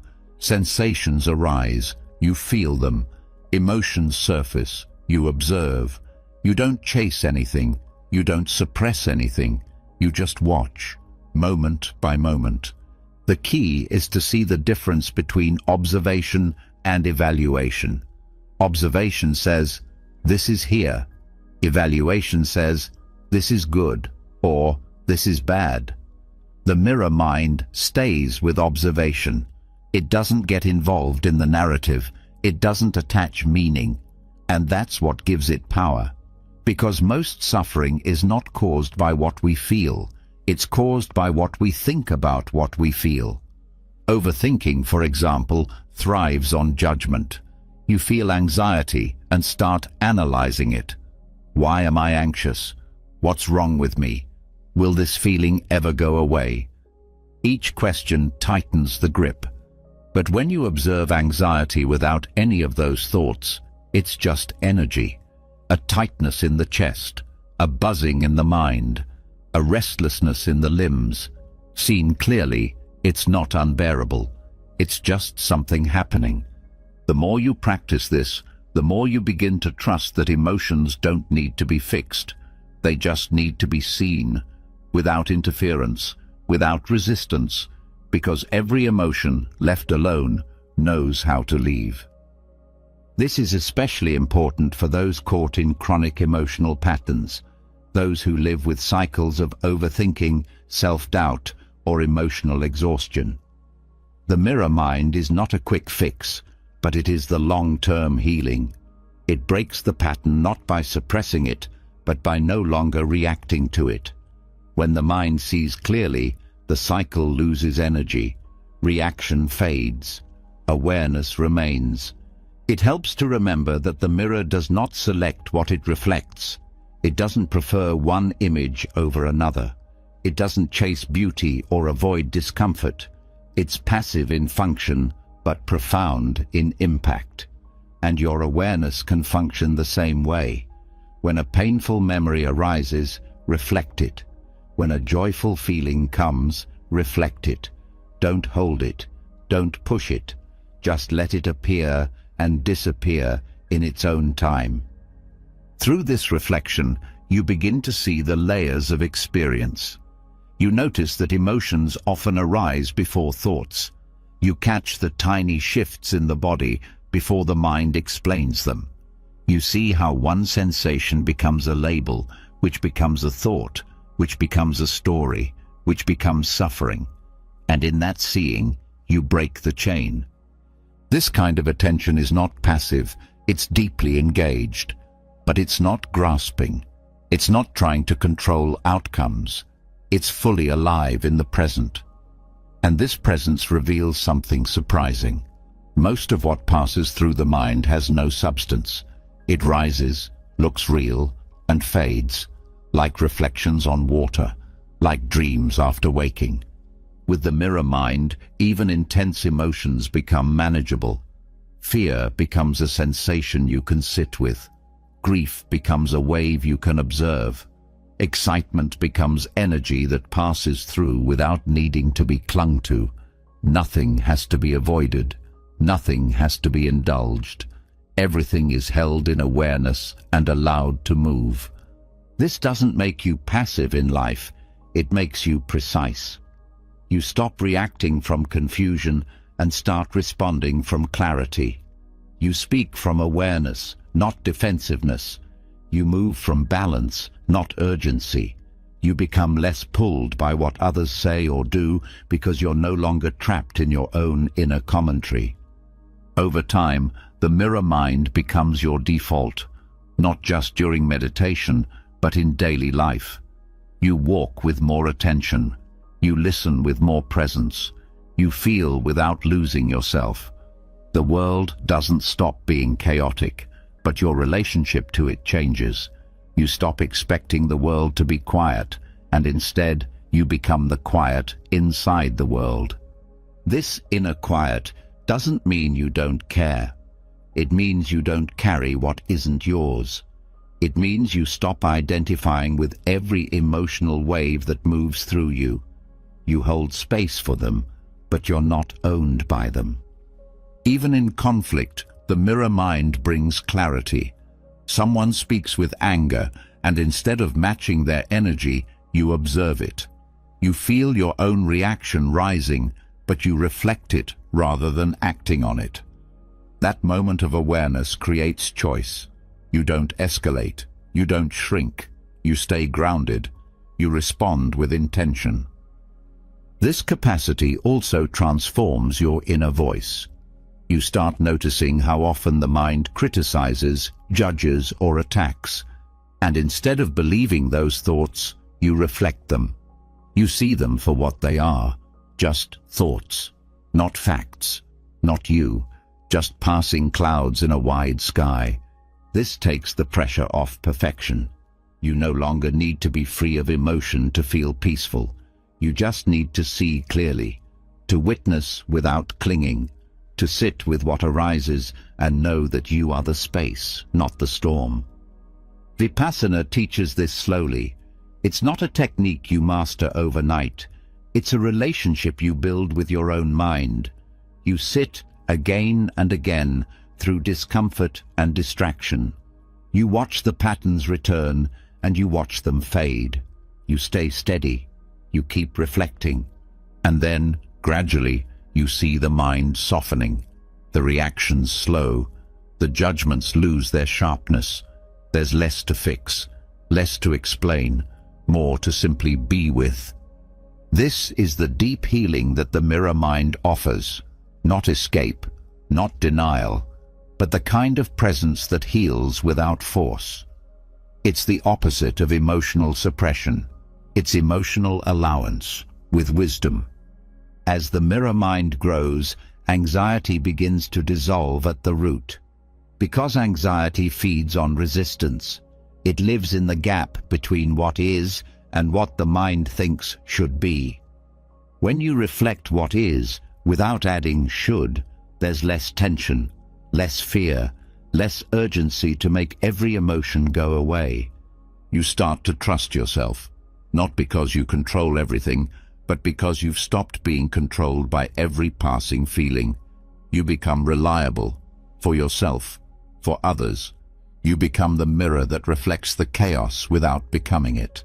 And that changes your life, because now you're no longer living in reaction. You're living in response. And that response is rooted in stillness, not struggle. This is what it means to observe emotions without judgment, to turn the mind from a battleground into a mirror. to stop needing every feeling to behave, and instead to let each one arise, stay for a while, and fade without leaving a scar. From this place, peace becomes natural, not because nothing disturbs you, but because you stop disturbing yourself. And in that stillness, something beautiful is revealed. Every emotion is just a movement. Every thought is just a moment. But you, the awareness that sees, are steady, spacious, and free. The more time you spend reflecting emotions without judgment, the more you begin to see the patterns underneath them. You start to notice which feelings visit you often, which thoughts pull you in, and which reactions rise automatically before you even think. These aren't coincidences. They're not random. They've been built, moment by moment, response by response, through something far older than you might expect. These patterns have a name: karma. Karma is not punishment. It's not fate chasing you down for past mistakes. It's much more immediate and much more personal. Karma is the momentum of habit. It's how your choices, reactions, and intentions create grooves in your mind. Those grooves shape the way you respond to the world, and over time they become so familiar you forget they're not permanent. You think, this is just how I am, but it isn't. It's how you've been trained, by life, by conditioning, by repetition. Your emotional habits are karmic. The way you tighten when criticized, the way you avoid confrontation, the way you search for approval, all of that has been learned, practiced, reinforced. Every time you repeat a response, it gets a little deeper, like water carving stone, not out of malice, but out of momentum. The good news is that karma isn't fixed. It's fluid. It can be redirected. You're not locked into old grooves forever. You can see them. You can understand how they were formed. And most importantly, you can plant new ones. Karma is both the echo of the past and the soil of the future. To begin this work, you have to first slow down enough to notice what's automatic. Noticing is everything. When you react quickly, it's hard to see the pattern. But when you pause, even briefly, you give yourself a window to observe what's driving you. Maybe it's fear. Maybe it's an old belief. Maybe it's a survival mechanism that once helped you and now only limits you. Once you begin to see the same reactions happening in the same situations, you're seeing karma in motion. For example, if you always feel rejected when someone disagrees with you, that's a karmic groove. Somewhere in your past, disagreement was paired with pain, and that association has stayed. Now your mind treats every differing opinion as a personal wound. But that connection isn't natural. It was built, and anything built can be rebuilt. The process begins with curiosity, not blame. Don't judge yourself for your patterns. That just deepens them. Instead, become interested. Ask, where did this come from? What does it want to protect? What belief is underneath it? You'll often find that what looks like stubbornness or overreaction is really just a memory trying to protect you from something you once didn't understand. This kind of attention is already healing, because karma survives in the dark. It thrives on unconsciousness. When you shine awareness on a pattern, you stop feeding it automatically. It doesn't disappear immediately, but it begins to loosen. And that space is where new karma is planted. Planting new karma means forming new emotional habits, consciously, consistently, and with compassion. It starts small. If your usual reaction is irritation, try pausing before you speak. That pause is a new groove. If you normally withdraw in discomfort, try staying present for one more breath. That moment is a karmic shift. If you tend to blame yourself when things go wrong, try replacing that thought with kindness. even silently, even if you don't fully believe it yet. That effort leaves a mark. New grooves don't feel natural at first. They take effort. Your mind will want to return to the familiar, but each time you choose presence over panic, patience over reactivity, compassion over judgment, you're changing your inner landscape, not by force, but by repetition. Buddhism teaches that karma is formed by intention. What you intend, what you aim for, shapes the energy of your action. Two people can do the same thing on the outside, but the intention behind it creates different karmic seeds. So when working with emotional habits, your intention matters more than perfection. You don't need to respond flawlessly. You need to respond with awareness, with sincerity. Even if you still feel fear, choosing to meet it with curiosity instead of avoidance plants a new seed. Even if your anger still rises, choosing not to act on it plants another. Even when old habits return, each conscious breath within them is a small transformation. This is not abstract theory. This is real, lived training. Each moment of awareness adds a new thread to your mental fabric. Over time, those threads weave into a different identity, not because you tried to become someone else, but because you stopped feeding the version of yourself built from pain. Karma also includes how you treat others emotionally. If your tendency is to meet criticism with defensiveness, practice listening with space. If your habit is to control when you're anxious, practice releasing outcomes. If you often react with silence when hurt, try expressing yourself with clarity. Each new response builds a future where your mind isn't repeating the same suffering. This includes how you speak to yourself. Many emotional grooves come from self-talk. The inner critic, the anxious forecaster, the voice that tells you you're behind or not enough. All of these are karmic echoes. You didn't choose them once, but you choose them now by letting them run. That's not blame. It's power, because it means you can start choosing differently. One of the simplest but most transformative ways to shift karma is through metta, loving kindness. When you consistently offer gentle phrases of goodwill, even silently, to yourself and others, you interrupt harshness. You create a new emotional tone in the mind. Not every voice has to be critical. Not every memory has to be heavy. You can build emotional habits rooted in care. These shifts are not loud. They're quiet, but they're lasting. They don't require dramatic life changes. They require one thing: consistency. Karma isn't changed in a single breakthrough. It's changed in 100 quiet moments when you choose differently, when you pause, when you reflect, when you forgive, when you let go.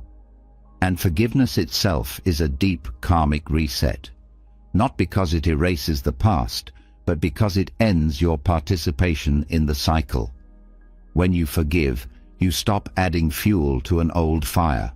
You stop rehearsing the pain. You release the identity built on being wronged. That release is not weakness, it's freedom, and freedom creates new energy, the space where something different can grow. Karma also moves through generations. Emotional habits are often passed down. The way your parents responded to fear, to anger, to shame, it lives in you not because of destiny, but because of exposure. And you have the chance to change the lineage, to respond differently, to become a new reference point for those around you. You do this not by teaching others how to be, but by embodying the difference. Your calm teaches without words. Your patience breaks patterns in real time. Your kindness, especially when it's hardest to give, becomes the seed of someone else's healing. Karma is not locked in. It's alive. Every moment is a meeting place between the past and the future. What you choose now reshapes what comes next. You are not your patterns. You are the one who can watch them, question them, and shift them. Even the most deeply ingrained emotional reflexes can be softened. Even the oldest pain can be met with something new. This is the real power of working with karma, not in trying to undo the past, but in choosing the present so clearly that the future takes care of itself. When this becomes your way of living, you stop feeling trapped. You stop waiting for your emotions to fix themselves. You begin to see that your reactions are not evidence of failure. They are invitations to understand, to evolve, to lay down new tracks. And the more you respond with this awareness, the more natural it becomes. One day, you'll face a situation that used to knock you down, and you'll respond with balance. Not because you tried harder, but because you've practiced, because you've changed what grows in your mind. That's how karma works, quietly, continuously, through your attention, your choice, your intention. And with each breath, you're planting. With each pause, you're reshaping. With each act of clarity, you're becoming free. As you begin to shift your emotional patterns through awareness and intention, karma becomes something you're no longer bound to, but something you actively shape. You're not repeating reactions, you're planting new ones. Still, there's a deeper layer of emotional turbulence that doesn't come from personal experience alone. It's woven into the very structure of the human mind. Beneath habits, beneath conditioning, there are three forces at work. Three poisons that quietly fuel almost every form of emotional chaos: greed, hatred, and delusion. These are not just extreme behaviors, they're energies, subtle movements in the mind, and they don't need to be loud to cause suffering. They're often quiet, disguised, normalized. You may not even notice they're present, but they're behind many of the emotions you struggle with. They distort perception, drive impulsive reactions, and keep you locked in cycles of craving, rejection, and confusion. Greed, or craving, is not just about wanting things. It's the feeling of lack. It's the sense that this moment is not enough. It tells you that happiness is always just one more step away. If you could just get that approval, that security, that outcome. It whispers that peace is waiting in the next version of life, never in the one you're living now. And because of this, greed pulls you out of the present. It keeps your attention on what's missing, even when so much is already here. Emotionally, greed shows up as restlessness. It makes you chase highs, cling to comfort, and fear the end of pleasure. It tells you that joy must be held on to tightly, and that discomfort must be avoided at all costs. In this way, greed creates anxiety. You're always trying to keep what can't be kept and avoid what can't be escaped. The deeper root is the mistaken belief that fulfillment comes from getting what you want, rather than understanding what you're chasing. The antidote to greed is generosity, not just in the material sense, but generosity of spirit. It's the choice to let go, to give, to share, even when the mind says you don't have enough. When you give freely, your time, your attention, your care, you're training the mind to release the grip of craving. You're proving to yourself that peace doesn't come from more, it comes from enough. Generosity opens the heart. It softens the desperate edge of desire. It replaces scarcity with connection. Hatred, the second poison, is more obvious, but no less sneaky. It arises not only as rage or aggression, but also as aversion, judgment, impatience. It's the mind's reflex to push things away. When something feels threatening, an emotion, a person, a truth, hatred says, "This must go." It divides the world into good and bad, right and wrong, safe and unsafe. And once that division is made, it creates conflict inside and out. Hatred fuels emotional pain because it resists reality. It says, "This shouldn't be here," and tries to fight what is. Whether it's grief, shame, fear, or failure, hatred adds a layer of rejection. You don't just feel the pain, you feel the pain of hating that you feel the pain. That second layer is often heavier than the first. The emotional signature of hatred is tension. It tightens the body, sharpens the thoughts, and narrows your view. You become reactive, defensive, closed. You lose the ability to see nuance. You stop hearing. You prepare for battle, even when no one is fighting you.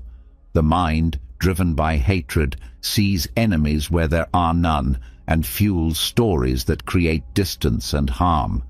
The antidote to hatred is patience.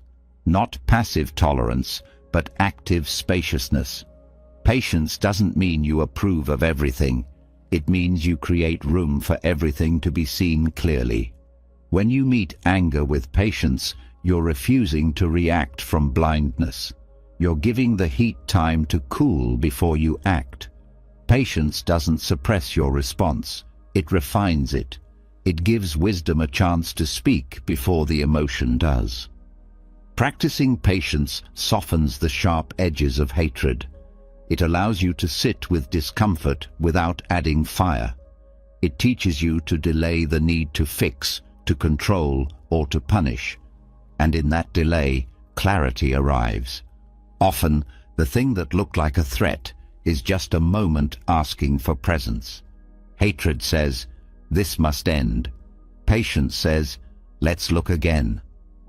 Delusion, the third poison, is the most subtle and the most dangerous. It's the root of the other two. Delusion means not seeing clearly. It's not just ignorance of facts. It's confusion about the nature of reality. It's the belief that the self is fixed, that emotions are permanent, that thoughts are facts. Delusion makes you mistake the temporary for the lasting and the story for the truth. Emotionally, delusion shows up as overthinking, confusion, indecision. You lose touch with what's real because the mind is busy reacting to projections, assumptions, and fears. You create entire emotional reactions to things that haven't happened or aren't happening. Delusion builds false identities. It convinces you that your worth is tied to achievements, that your pain is proof of failure, that your feelings are who you are. This poison disconnects you from presence. It's why you miss the simplicity of what's actually here, because you're tangled in layers of thought about what could be or what should have been. You stop seeing people as they are. You see them through filters of memory, expectation, and fear. Delusion is the fog that keeps you from understanding your own mind. The antidote to delusion is wisdom, not intellectual knowledge, but direct seeing. Wisdom grows when you observe without distortion, when you recognize patterns, when you question your assumptions. It's what happens when awareness is applied consistently, gently, and honestly. It's cultivated through meditation, through reflection, through compassionate inquiry. Wisdom doesn't come from answers, it comes from clarity. It shows you what is instead of what you fear or want. It helps you notice, this feeling is here, but it's not forever. This thought is loud, but it's not true. This person is struggling, not attacking. Wisdom reveals the structure of experience, the cause and effect of emotional habits. And when you see clearly, your actions begin to change naturally. These three poisons are often layered. Greed can turn into hatred when you don't get what you crave.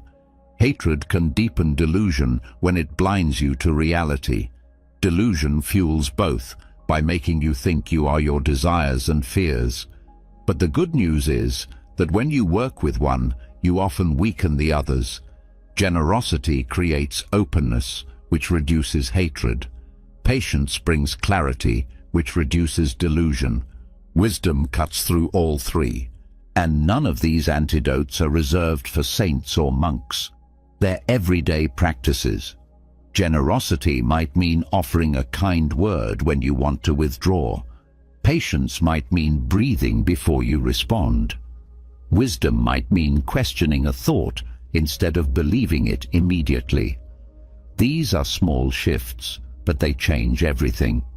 You begin to live with less urgency, less emotional pulling and pushing, less collapsing into old patterns, because you're no longer acting from poison, you're acting from presence. And this presence is not passive, it's powerful. It gives you freedom from compulsive reactions. It gives you space to choose your response. It allows you to show up with depth instead of defensiveness. These are not abstract ideals, they are practical tools. When you feel restlessness rise, respond with giving.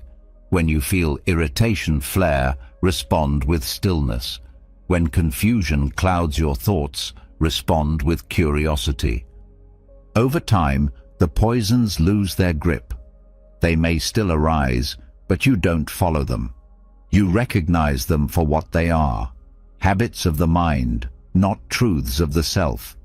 You don't need to fight them. You just need to stop feeding them. And that's what transformation looks like. Not perfection, not a mind free of emotion, but a life guided by clarity rather than craving, by care rather than control, by awareness rather than assumption. This is what it means to purify your emotional life, not by suppressing feelings, but by working with their roots, not by pretending to be peaceful, but by understanding what disturbs the peace. And as you do, you build a different kind of inner world, one where generosity replaces greed, where patience quiets hatred, where wisdom dissolves delusion. Not because life becomes easier, but because your mind becomes lighter. That's the freedom the Buddha pointed to, not in changing what comes, but in changing how you meet it. With presence, with compassion, with the clear strength of a mind no longer ruled by poisons.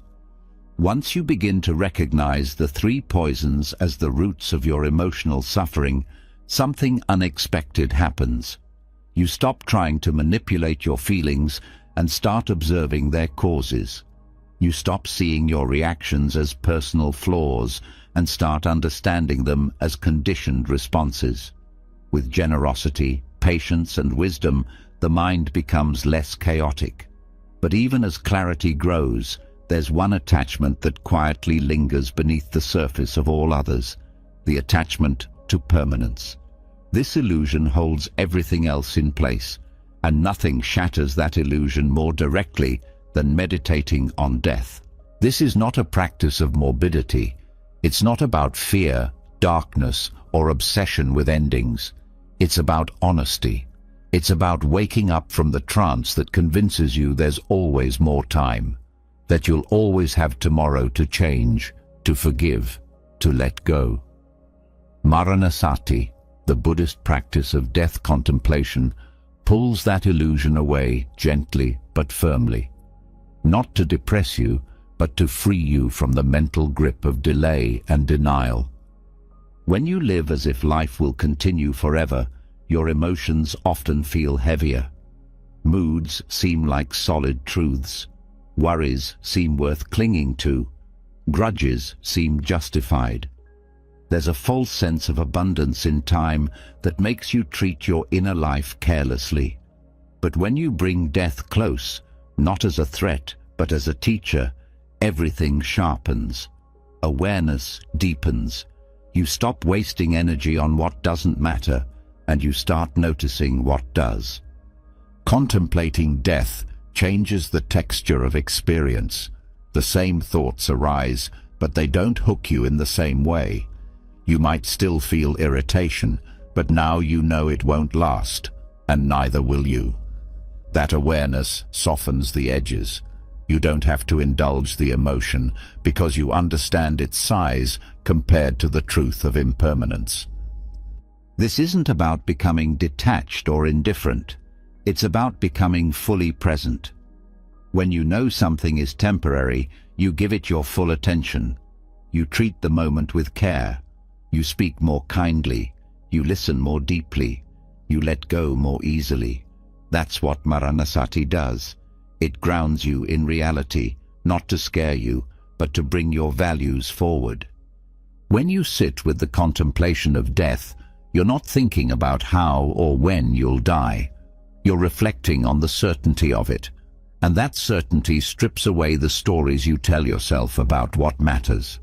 It reveals how much emotional energy is spent defending identities, controlling outcomes, fearing judgment, all of which dissolve in the face of impermanence. This isn't abstract philosophy. It's practical awareness. When you remember that your own life will end, it becomes easier to let go of the anger you've been carrying. When you remember that others will die too, your impatience begins to fade. The person who annoyed you this morning could be gone tomorrow. The opportunity you're avoiding might never come again. Contemplating death forces you to live, not with fear, but with clarity. And this clarity simplifies emotion. You start asking better questions. Is this worth my energy? Is this reaction helping anyone? Is this thought aligned with what truly matters to me? These aren't questions of morality, they're questions of freedom. When you live with death in your awareness, you start to choose more wisely, not out of pressure, but out of perspective. One of the most beautiful outcomes of Maranasati is the ability to feel deeply without clinging. Because you know nothing lasts, you allow feelings to move through you. You don't need them to stay. You don't need to define yourself by them. Joy is welcomed, but not gripped. Sadness is honored, but not resisted. There's space for everything because nothing is permanent. That space is emotional clarity. This practice also shifts how you deal with fear. Most fear is rooted in the unknown. But death, the ultimate unknown, becomes less terrifying when you face it directly. The more you reflect on your own mortality, the more you realize that you're not avoiding death. You're avoiding the feeling of uncertainty. And once you're willing to be present with that, fear begins to lose its control. You also begin to see how many decisions are made to protect the ego from change. But death reveals that change is inevitable. It removes the illusion that you can freeze your life in place. That understanding liberates you from the pressure to make everything secure. Instead, you learn to ride the wave of change with grace. Contemplating death also builds compassion. When you accept your own impermanence, you understand everyone else's more deeply. You stop seeing people as obstacles or tools. You see them as fellow travelers, fragile, temporary, like you. This softens the tendency to judge or dismiss. It opens the heart to connection, even in conflict. This doesn't mean you become sentimental or overly emotional. It means you stop pretending that time is unlimited. That shift brings urgency to love, to presence, to forgiveness. You don't put off what matters. You don't waste time defending your pride. You live with fewer regrets because you're not waiting for the perfect moment to be honest, kind, or brave. There's also a surprising lightness in this practice. When you let go of the need for things to last, you stop carrying so much. You don't need to win every argument. You don't need to hold on to old pain. You don't need to finish every task or prove every point. You begin to rest in the truth that nothing is complete, and that's okay. You begin to trust impermanence, not as a threat, but as the rhythm of life. Seasons change, moods shift, relationships evolve, bodies age, everything moves. Trying to make it stop only creates suffering. Accepting the flow creates peace. Maranasati teaches you to meet each moment with fresh eyes, to greet the day not as another repetition, but as something that will never come again. You eat more slowly. You speak with more care. You listen not to respond, but to understand. These are not dramatic gestures. They're quiet acknowledgements of what's real. This practice also changes your relationship with your own mind. You start to see thoughts as temporary events, not permanent truths. Even your most painful thoughts lose some of their weight when you remember you won't be thinking them forever. The mental noise becomes less threatening. You stop needing to control it all. The practice doesn't ask you to dwell in fear. It invites you to live more fully. You don't need to rehearse your death. You need to remember that life is short enough to make every breath matter. That awareness changes how you work, how you rest, how you love. It brings everything into focus. Maranasati is not a dark cloud. It's a clean sky. It clears out the fog of distraction and brings you back to what matters. It helps you hold grief without drowning, hold joy without gripping, hold failure without collapse. You become emotionally clear not by avoiding life, but by meeting it honestly. And this clarity becomes contagious. Others feel it in you. They sense your presence, your steadiness, your groundedness. You're no longer shaken by every change or consumed by every thought.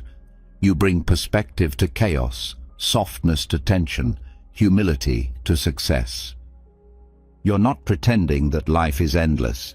You're living with the freedom of someone who knows it's not. This awareness doesn't remove emotion, it transforms it, from noise into music, from chaos into depth.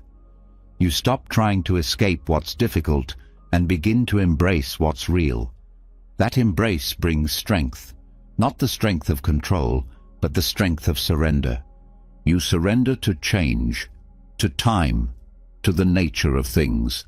And in that surrender, you find emotional freedom, not because you've detached, but because you've awakened. And this awakening is not distant. It's not for another life.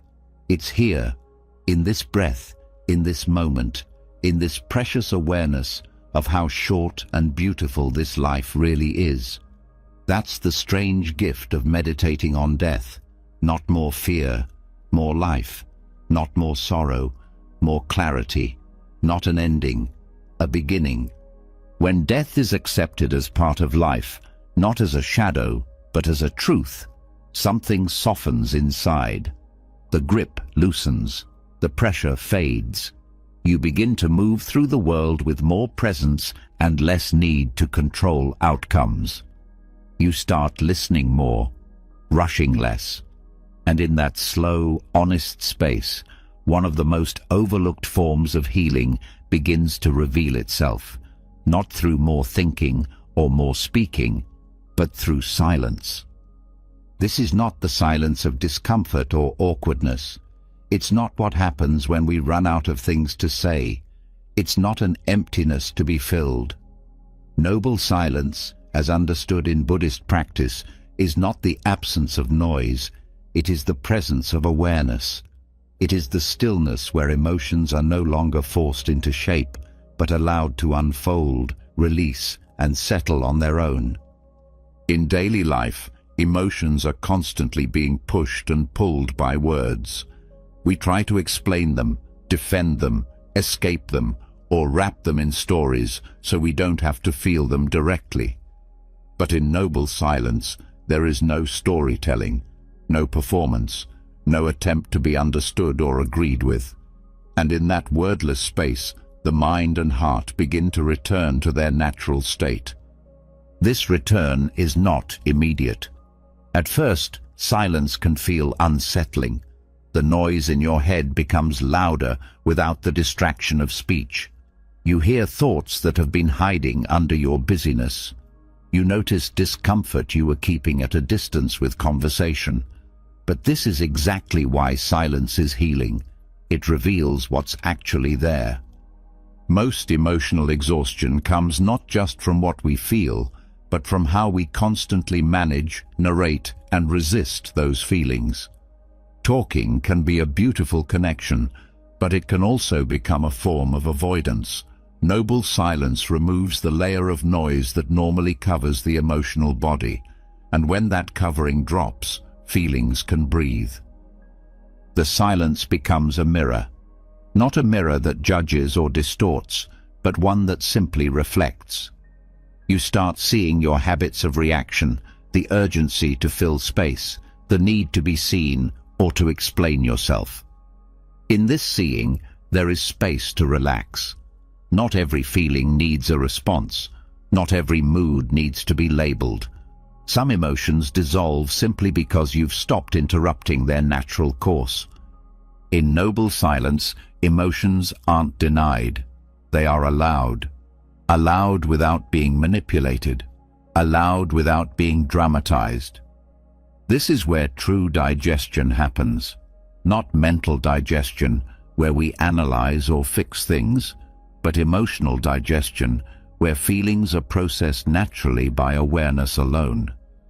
Just as the body knows how to heal a wound without instruction, the heart knows how to integrate emotion when given space. But we rarely offer that space. We rush, we speak, we fill. Silence offers a pause from that habit. It gives your inner life time to catch up with you. This doesn't mean you retreat from the world forever. Noble silence isn't escapism, it's preparation. It's where you regain balance before you re-enter interaction. It's how you learn to respond instead of react. Because when you become familiar with stillness, you no longer fear your feelings. You trust your capacity to hold them without needing to fix or explain them.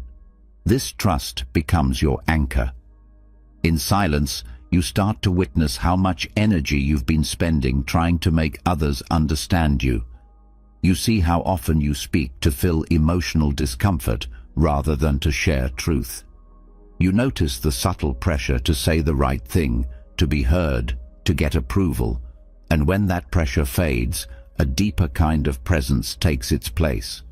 Presence without performance, listening without planning, feeling without judgment. Silence trains the nervous system to stop chasing resolution. You stop needing every conversation to end in clarity. You stop needing every emotion to make sense. You learn to sit with contradiction, with mystery, with moments that have no answer yet. And in that sitting, peace arises, not because the problem is solved, but because you're no longer feeding the conflict. This peace doesn't come from escaping life. It comes from being with life in a more honest way. You stop treating your inner world like a project to be completed and start relating to it like a garden that grows when it's given care. Silence is that care. It's the sun, the soil, the space that allows healing to occur on its own. In this quiet, even your relationship to speech changes.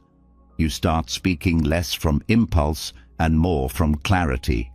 Words become intentional, not automatic. You no longer speak just to be right or to be noticed. You speak to connect, to share, to offer something that matters. Silence teaches you the value of words, not just in what you say, but in what you choose not to say. It also deepens your relationship with others. When two people can share space without needing to fill it, a different kind of intimacy appears. It's not based on mutual entertainment or constant agreement. It's based on presence. You're no longer trying to impress each other. You're simply there, together, each witnessing your own experience and respecting the others. Noble silence also reveals that some emotions only exist because we keep feeding them with language. Resentment, for example, often survives through rehearsal, repeating the same story, re-energizing the same wound. But in silence, that story doesn't get told. The wound sits quietly. It feels heavy at first, but without constant retelling, it begins to soften. Not because it's forgotten, but because it's no longer being exaggerated by speech. This doesn't mean silence erases pain. It means silence allows pain to rest, and rest is the beginning of healing. Even joy deepens in silence, because when you're not rushing to share or capture it, you can fully feel it. The moment becomes enough. You're not leaning toward the next thing. You're inside the experience, without commentary. That direct experience is what makes life vivid. You stop watching your life like a narrator. You live it as presence. Silence also reduces emotional reactivity. You become less likely to say something you'll regret, less likely to lash out, more likely to pause, to wait, to understand what's really happening beneath the surface. Because now you're used to listening, not just to others, but to yourself. You know the difference between a thought that needs to be voiced and one that just needs to pass. This inner listening strengthens your emotional clarity. When something hurts, you can sit with it before assigning blame. When you feel overwhelmed, you can breathe before reacting. When you're confused, you can wait without rushing for an answer. This patience becomes a form of wisdom, and that wisdom begins to show you which emotions are real and which are reactions to noise. You realize that much of what you once thought were feelings were actually responses to stimulation, news, arguments, notifications, opinions. In silence, all of that falls away. What's left is what's actually yours, and often what's yours is simpler, quieter, more tender. Silence gives birth to self-honesty, not through analysis, but through space. You begin to see yourself more clearly, not as an identity to protect, but as a field of changing experience. Thoughts come and go, feelings rise and pass, and underneath all of it is awareness, steady, unshaken, at peace. This peace isn't dramatic. It's quiet. It doesn't shout. It doesn't need to be declared. It simply holds everything. In silence, you realize you don't need to fight your emotions. You don't need to explain them. You just need to let them be seen fully without interference. And when that happens, the system recalibrates. You become more balanced, not because you forced yourself to be calm, but because you gave your inner world a break from noise. You stopped interrupting your own healing. You trusted stillness, and that trust changed you. Noble silence is not something reserved for retreats or temples. It's available every day, in the pause before you speak, in the breath before you reply, in the decision to be present instead of performative. It's there in your morning coffee, your evening walk, your silent observation of a sunset. These moments are not empty. They're full of clarity. They're where your emotions get space to land, to move, to settle. And over time, silence becomes a friend, a guide, a home you return to when the world becomes too loud, not to escape it, but to meet it from a place of grounded presence. This is the quiet power of noble silence, not the absence of sound, but the presence of understanding, not the suppression of emotion, but the space where emotion can breathe and be free. As noble silence begins to take root, you discover how much internal space is freed when you're no longer tangled in reaction. You no longer feel pulled to answer every emotion or defend every thought. And with this stillness comes a question you may not have expected. What are you actually holding on to? What continues to weigh down your heart when you've already slowed down, quieted your mind, and stopped feeding unnecessary noise? Often, what remains is the subtle, ongoing pressure of choice. Not freedom of choice, but the heavy, anxious attachment to outcomes. And that's where the practice of renunciation begins. Renunciation isn't about having less. It's not about poverty or moral superiority. In Buddhism, renunciation is about lightness, It's about no longer being emotionally tangled in 1,000 possibilities, in imagined futures, in the burden of keeping every door open. It's choosing peace over possession, simplicity over excess, clarity over constant evaluation. The modern world equates freedom with more options. But emotionally, the more options you cling to, the more scattered your energy becomes. Every decision becomes a mental battlefield. What if you choose the wrong job? What if the relationship doesn't work out? What if you miss something better? The fear of choosing wrong becomes more painful than any real mistake. And even after making a decision, the mind stays restless, wondering what might have happened if you had chosen differently. This is decisional anxiety, and it doesn't come from choices themselves.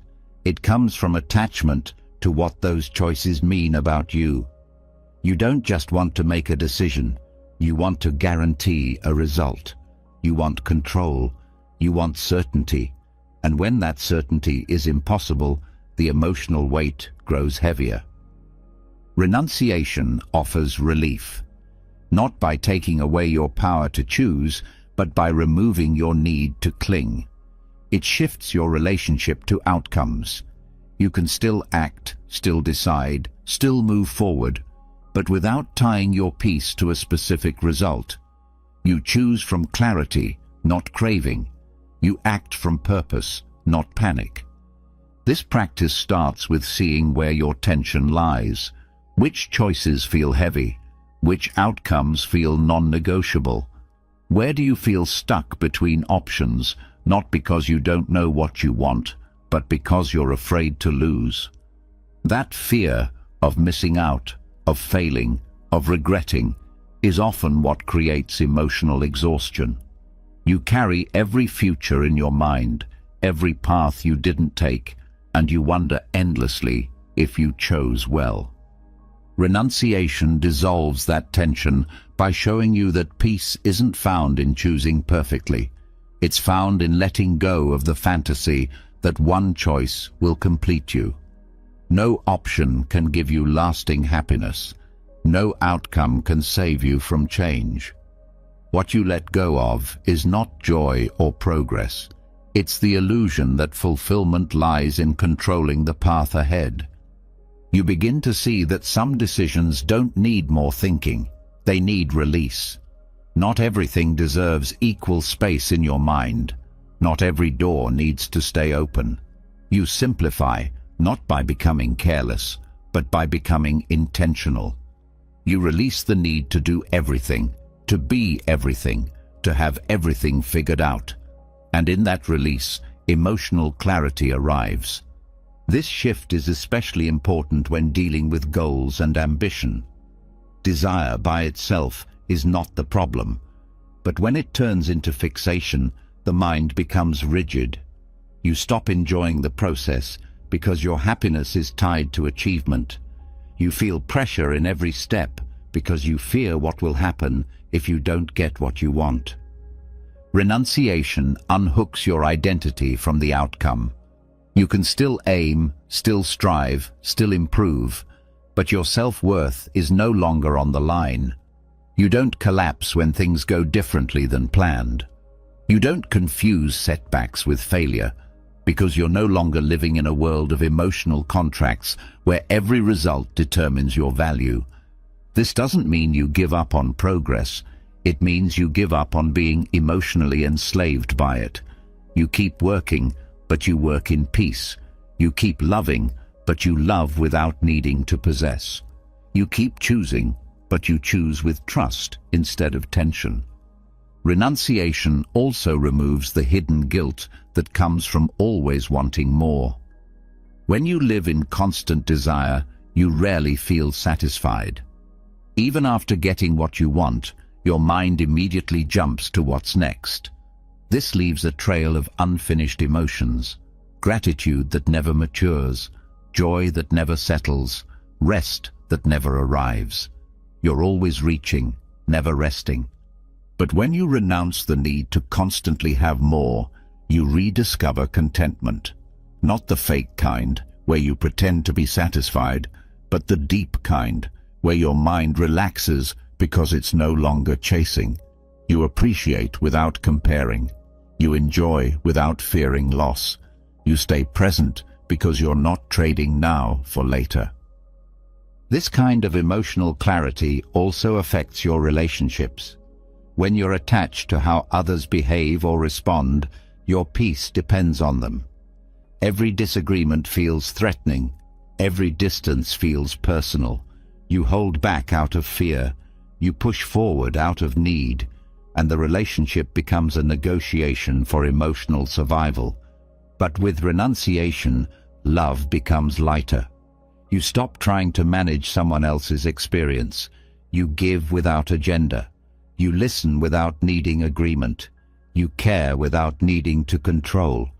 This isn't detachment, it's honest connection. You're no longer demanding certainty from others. You're showing up fully without the emotional pressure to shape every outcome. Renunciation also heals indecision. When you're stuck between two paths, it's usually not because both are bad. It's because you're afraid of what you'll lose. The fear of missing out paralyzes the mind. But what if you released the need to keep all options open? What if you trusted that letting go of one thing allows space for something else? That's the wisdom of renunciation. It doesn't reduce your freedom, it reveals it. You're not free when you have every option. You're free when you're no longer afraid to choose. When you trust that peace doesn't live in the next option, but in how lightly you walk the one you're on. This practice is supported by mindfulness. When you're aware of the emotional noise around your choices, you start to see which attachments are causing suffering. You learn to pause before chasing the next thing. You learn to ask, is this craving or clarity? Is this fear or freedom? Am I choosing from peace or from pressure? These questions don't give you instant answers, but they give you insight, and insight brings stillness. Renunciation also teaches you how to stop arguing with reality. So much of emotional stress comes from fighting what is. You resist the situation, you protest the timing, you replay what could have been. But none of that changes anything. It only keeps you emotionally stuck. When you renounce resistance, you accept life on its own terms. That doesn't mean you give up. It means you stop wasting energy on battles you can't win. You save your strength for the things you can change. You stop leaking peace through constant emotional friction, and that peace becomes your guide. You make decisions not from desperation, but from steadiness. You let go not from weakness, but from wisdom. You simplify not because you're incapable, but because you're done pretending complexity makes you more valuable. This practice isn't easy at first. The mind wants to hold on, it wants to know, it wants guarantees. But over time, you learn to meet that discomfort with calm. You learn that most of the pain in letting go doesn't come from the loss. It comes from the fear around it. And when you move through that fear, you find freedom. You no longer carry the emotional weight of needing everything to be perfect. You stop rehearsing outcomes. You stop replaying decisions. You give yourself permission to move forward without emotional residue. That is renunciation, not the giving up of life, but the giving up of inner conflict. And in that giving up, life becomes lighter, not because everything goes your way, but because you no longer demand that it must. You've stopped tying your emotional peace to outcomes you can't control, and in doing so, you've reclaimed your freedom. This is the emotional lightness that renunciation offers. Not emptiness, but clarity. Not passivity, but grounded choice. Not loss, but liberation from the invisible burdens you didn't realize you were carrying. You don't become less human through this practice. You become more alive. Because now, every step forward is clean, every decision is honest, and every moment is free from the emotional weight of needing to be something other than it is. When the emotional burden of needing to choose, fix, and control begins to fall away, something unexpected rises in its place. Vulnerability. It's what you start to feel when there's no longer anything between you and your pain. When you're not distracting yourself with decisions, explanations, or expectations, the rawness of your emotions starts to surface, and with it comes the natural impulse to protect yourself, to fix what hurts, to shut it down, to escape. But Buddhism offers something completely different. It doesn't ask you to control your pain, it asks you to love it. This is where the path turns toward karuna, compassion, not pity, not forced forgiveness. Compassion is the courage to stay close to your own suffering and the wisdom to meet it not with fear or resistance, but with warmth. It's the part of you that holds space instead of fixing, that understands instead of judges, that softens instead of tightens. Most people grow up believing that pain must be managed, hidden, or solved. We create strategies, we form coping mechanisms, we learn to suppress, to toughen up, to perform strength instead of feeling deeply. But these strategies don't dissolve pain, they store it, they push it deeper, and that stored pain becomes tension, reactivity, and chronic emotional fatigue. Control doesn't heal trauma, it extends it.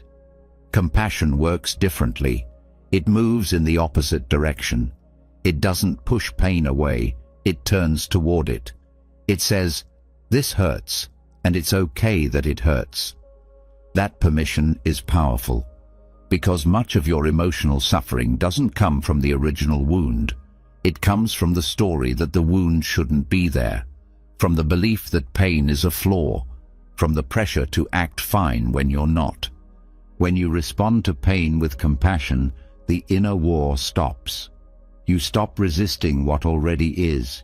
You stop layering guilt on top of grief, shame on top of fear, judgment on top of sadness. You meet the pain where it lives, in your body, in your breath, in your thoughts, and you offer it space instead of force. This shift may feel subtle at first, but it has profound effects. The moment you stop fighting your pain, you begin to relax around it. You're not collapsing into it. You're not identifying with it. You're simply allowing it to exist without being rejected. And in that space, healing begins. Emotional trauma often stays alive, not because the wound is too deep, but because we keep tightening around it. Every time the memory surfaces and we tense up, we reinforce the message that the feeling is dangerous. That reaction feeds the trauma, even if we're trying to protect ourselves. But compassion brings the opposite message. It tells the nervous system, "You're safe now. You don't have to run. You can rest." That message changes everything, because what unprocessed trauma needs most isn't control, it's safety. And compassion is how safety is communicated from within. You become the one who stays, the one who doesn't flinch, the one who welcomes the emotion without needing it to disappear. This kind of inner warmth rewires emotional reflexes. When you meet anxiety with understanding instead of fear, the panic softens. When you meet sadness with tenderness instead of judgment, the ache becomes manageable. When you meet anger with curiosity instead of shame, it becomes energy you can work with instead of a force that controls you. And this isn't about doing something extraordinary. Compassion is not performance. It doesn't need to be loud. It can begin as simply as placing your hand on your chest when something hurts, or saying to yourself, "This is hard, and I'm here with it." That's not weakness, that's power. It's choosing presence over avoidance, connection over rejection. In Buddhist teaching, karuna is not limited to others. It starts with the self. You can't give to others what you won't allow yourself. If you demand perfection from your own heart, you'll demand it from others too. If you shame your own vulnerability, you'll struggle to hold anyone else's. But when you soften toward your own pain, you naturally begin to soften toward others. Your capacity for empathy grows not because you try harder, but because you've made room inside. This inner compassion becomes especially important during emotional flashbacks. When old wounds are triggered and your body responds as if the past is happening again, the instinct is often to shut down or act out. But compassion gives you a third option: to stay, to breathe, to offer your own presence as a form of support. You're no longer trying to erase the emotion. You're offering it a place to be seen and held. This transforms your relationship with discomfort. Instead of seeing it as a problem, you begin to see it as a call for attention. Emotions stop being enemies. They become signals, indicators that something inside is asking to be met, not fixed. You stop being afraid of feeling deeply because you've learned how to hold what arises without losing yourself in it.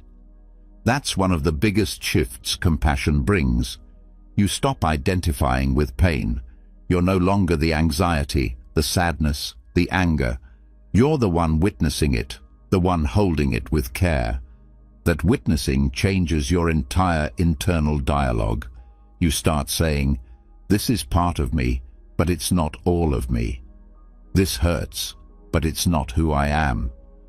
That separation between emotion and identity is where healing begins. And the more you practice compassion, the more resilient you become, not because you're avoiding breakdowns, but because you know how to meet them when they come. You trust your capacity to move through difficulty without abandoning yourself. That trust builds emotional stability. You don't need to control everything because you know you can meet whatever comes with presence. This practice also dissolves shame. So much of our pain becomes toxic when we believe it makes us bad. But when you bring compassion to those parts of yourself you've hidden, the fear, the neediness, the grief, they begin to relax, because they're no longer being attacked. They're being accepted. And acceptance is not approval, it's acknowledgement. It's the foundation for change. Compassion also allows you to forgive, not just others, but yourself, for the ways you've reacted in pain, for the mistakes you've made trying to protect yourself, for the times you didn't know how to respond. Forgiveness in this form is not forgetting, it's releasing. You stop using the past as a weapon against your own heart. You begin again, softly, with kindness. This approach reshapes how you speak to yourself. Your inner dialogue becomes less punishing, more honest. You stop demanding that you always be okay. You stop treating struggle as failure. Instead, you meet yourself like you would a friend. You say, "Of course this hurts. You've been carrying so much. It's okay to rest now." And from this softness, strength is born. Real strength. The kind that can sit with grief without running. The kind that can hold anger without exploding. The kind that can love without needing control. That strength is not forged through effort. It's uncovered through care. You also begin to see how compassion reveals truth. Because when you stop reacting defensively to your pain, you can actually hear what it's trying to say. Sadness might be pointing to something that matters. Anger might be defending a boundary. Fear might be asking for caution, not paralysis. Compassion listens. It doesn't silence emotion. It helps you understand it. In this understanding, you become emotionally wise. You know when to speak and when to stay silent, when to hold space and when to act, when to say no and when to say yes. These decisions don't come from fear or pressure. They come from clarity, and clarity grows in compassion's presence. This is how trauma heals, not all at once, but through repeated acts of self-kindness, through staying with yourself in hard moments, through choosing warmth over control, through giving your pain permission to exist without defining you. Over time, this changes your nervous system. It changes your relationships. It changes your life. You're no longer living to avoid pain. You're living from a place where pain no longer frightens you, where your emotions are not problems to be managed, but waves to be witnessed, where your heart becomes a refuge, not a battleground. This is the power of karuna, not in its ability to fix what happened, but in its ability to make peace with what's here. And in that peace, transformation becomes not only possible, but natural. Because when pain is met with love, it no longer needs to scream. It no longer needs to hide. It softens, settles, and slowly dissolves. Not because you forced it, because you stayed. When compassion becomes your natural response to pain, you stop living in fear of your inner world. The need to control fades, and the ability to stay present grows stronger. But even with this warmth toward your emotions, one question remains. How do you catch a reaction before it hijacks your entire state of mind? How do you meet your experience before it becomes a storm? The answer lies in something subtle yet powerful: mindfulness of feelings. This teaching comes directly from the Satipatthana Sutta, one of the foundational texts in Buddhist practice. It speaks of Vedana, the feeling tone that arises with every experience. Before thought, before emotion, before identity, there is sensation, and that sensation carries a tone: pleasant, unpleasant, neutral. These tones are the first spark in the chain of reaction, and learning to observe them with mindfulness is what allows you to intervene before the flame becomes a fire. Mindfulness of feelings is not about emotions in the way we usually talk about them. It's not about sadness, joy, or anger as full stories. It's about the raw, immediate texture of experience as it contacts the mind. That first flash of discomfort when someone speaks sharply. That tiny pulse of pleasure when you're praised. That subtle boredom in a quiet moment. These are not yet stories. They are the pre-verbal signals that shape what comes next. Most of the time, these tones pass unnoticed. The moment you feel an unpleasant sensation, the mind jumps in with a narrative. They disrespected me. This always happens. I can't believe this again. But the story doesn't come first. What comes first is the spark, the feeling tone. And when mindfulness is developed at that level, you can meet the spark before it becomes flame. This is the missing link between awareness and reaction. Without mindfulness of feeling, you're always one step too late. The emotion has already taken shape. The thoughts have already formed. The identification has already occurred. But when you can see Vedana clearly, you create space, and in that space, you find freedom. This freedom is not theoretical, it's practical. You begin to notice, this is unpleasant. That simple recognition creates a pause, and in that pause, you don't have to react. You don't have to push it away. You don't have to feed it. You just stay with the raw experience. You feel it as sensation, tightness, warmth, pressure, numbness. The body becomes your field of insight, not a battlefield. When this mindfulness is strong, you stop confusing discomfort with danger. You stop confusing pleasure with obligation. You stop letting neutral sensations become unconscious boredom. Each feeling tone becomes an opportunity to stay, to breathe, to observe. This level of attention reveals how much of your suffering is not from what happens, but from what you do with that first spark.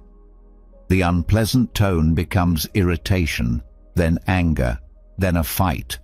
The pleasant tone becomes desire, then craving, then attachment. The neutral tone becomes dullness, then disconnection, then apathy. But none of these outcomes are automatic. They are trained responses. And with mindfulness, you can retrain them. You can learn to rest in the feeling without turning it into something else. You can say, "This is pleasant," without needing to keep it. "This is unpleasant," without needing to avoid it. "This is neutral," without drifting into distraction. This is equanimity at its root level, not emotional numbness, but clarity of contact. And this clarity has a ripple effect. When you don't react to the feeling tone, you prevent the cascade of thoughts that usually follow. You stop building stories. You stop assigning blame. You stop fueling identities. You experience without possession. You allow without resistance. This changes how you relate to your own mind. You begin to see feelings not as truths, but as signals. They don't need to be obeyed. They need to be understood.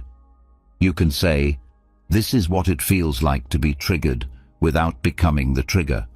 This is what it feels like to be praised, without chasing validation. You observe the rise and fall without clinging to the content. The practice starts small. In daily life, when something stirs you, a sound, a comment, a look, pause. Before your thoughts take over, feel the tone. Is it pleasant? Is it painful? Is it neutral? Label it softly. Stay there. Don't rush to make meaning. Don't rush to fix or change it. Just rest with the raw data of your experience. This may sound simple, but it's deeply transformative. Because what you're doing is breaking the chain of papanka, the mental proliferation that turns a moment into a maze. You stop adding layers. You stop escalating the feeling. You return to simplicity, sensation, contact, breath. Over time, you become less afraid of feeling, because you're no longer overwhelmed by what feelings become. You meet them early. You hold them gently. You watch them change. This is not suppression. It's skill. It's training the mind to stay close to reality instead of running off into reaction. This skill is especially useful in conflict. When someone says something that lands hard, your first impulse is often to react. But with mindfulness of feeling, you notice the unpleasant tone. You feel the sharpness, the contraction, the heat. And instead of defending or attacking, you breathe. You let the feeling unfold without adding blame. That pause can save relationships. It can prevent regret. It can turn a fight into a moment of understanding. This practice also helps with emotional cravings. When a pleasant feeling arises, the mind often wants to hold on to it, to repeat it, to possess it. But craving leads to attachment, and attachment leads to suffering. Mindfulness interrupts this chain. You feel the pleasure, you enjoy it, but you don't need it to stay. You don't make it your identity. You let it pass. Neutral feelings are often the hardest. Because they don't grab your attention, they invite boredom or mindlessness. But when you stay mindful of them, you begin to see their value. You notice how peace often hides in neutrality, how the space between highs and lows is where stability lives. You stop chasing stimulation. You start appreciating stillness. This appreciation becomes the ground for deeper presence. You're no longer riding waves of reaction. You're standing in the ocean, grounded, watching, feeling, breathing. And this steadiness becomes your new baseline. Not a fixed emotion, but a balanced awareness. A state where feelings are welcome, but not worshipped. Mindfulness of feeling also reveals the universal nature of experience. You start to see how all beings are moved by the same tones, pleasant, unpleasant, neutral. That insight builds compassion. You recognize that everyone is reacting to their own Vedana, often unconsciously. You don't take it personally. You don't judge as quickly. You understand. And that understanding changes how you speak, how you listen, how you respond. You bring more patience, more presence, more care. Because you're not lost in your own reactivity. You're aware of the feeling, and you're choosing your next move with intention. This practice becomes a shield, not from pain, but from unnecessary suffering. It protects your peace by giving you space, the space to feel without flinching, to experience without escaping, to be here, in your body, in this moment, with this exact tone, and nothing added.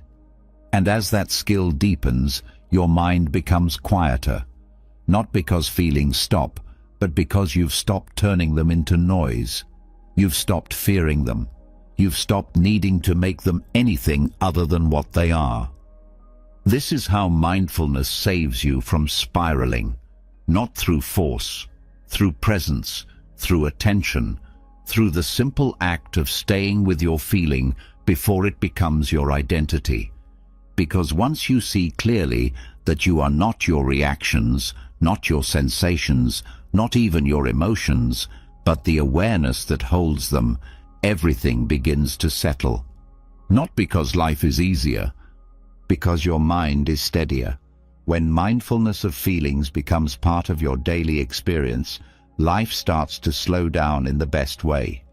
You stop being pulled by every emotional tone, every mental impulse. You witness the space between sensation and story, and that space becomes your freedom.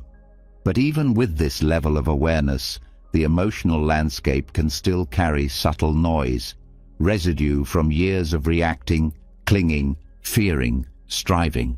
This noise may be quiet, but it's persistent, and if you want to go deeper into emotional purification, the path leads further inward. This is where the jhanas begin to unfold. The jhanas are not some mystical escape reserved for monks or spiritual elites.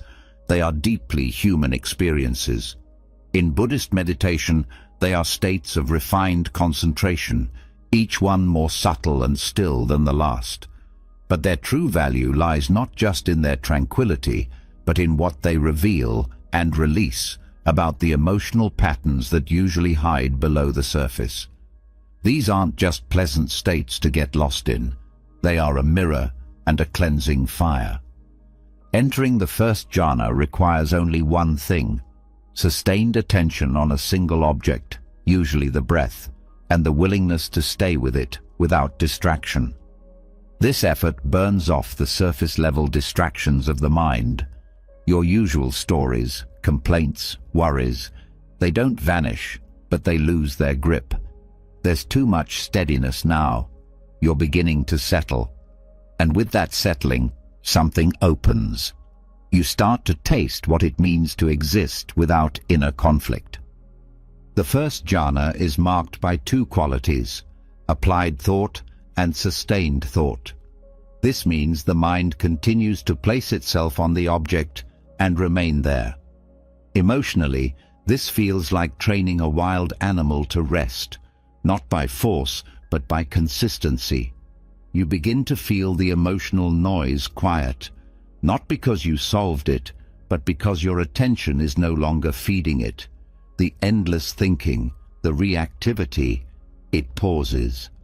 As the mind deepens into this state, joy arises, not from anything happening in the outside world, but from the very act of being still. This joy is clean. It's not excitement. It's not stimulation. It's a subtle happiness that comes from non-struggle, and with it comes an emotional lesson. Joy doesn't have to be earned. It doesn't have to be dramatic. It arises naturally when the mind is unified. Moving into the second jhana, even applied and sustained thought drop away. The mind no longer has to place itself. It stays effortlessly.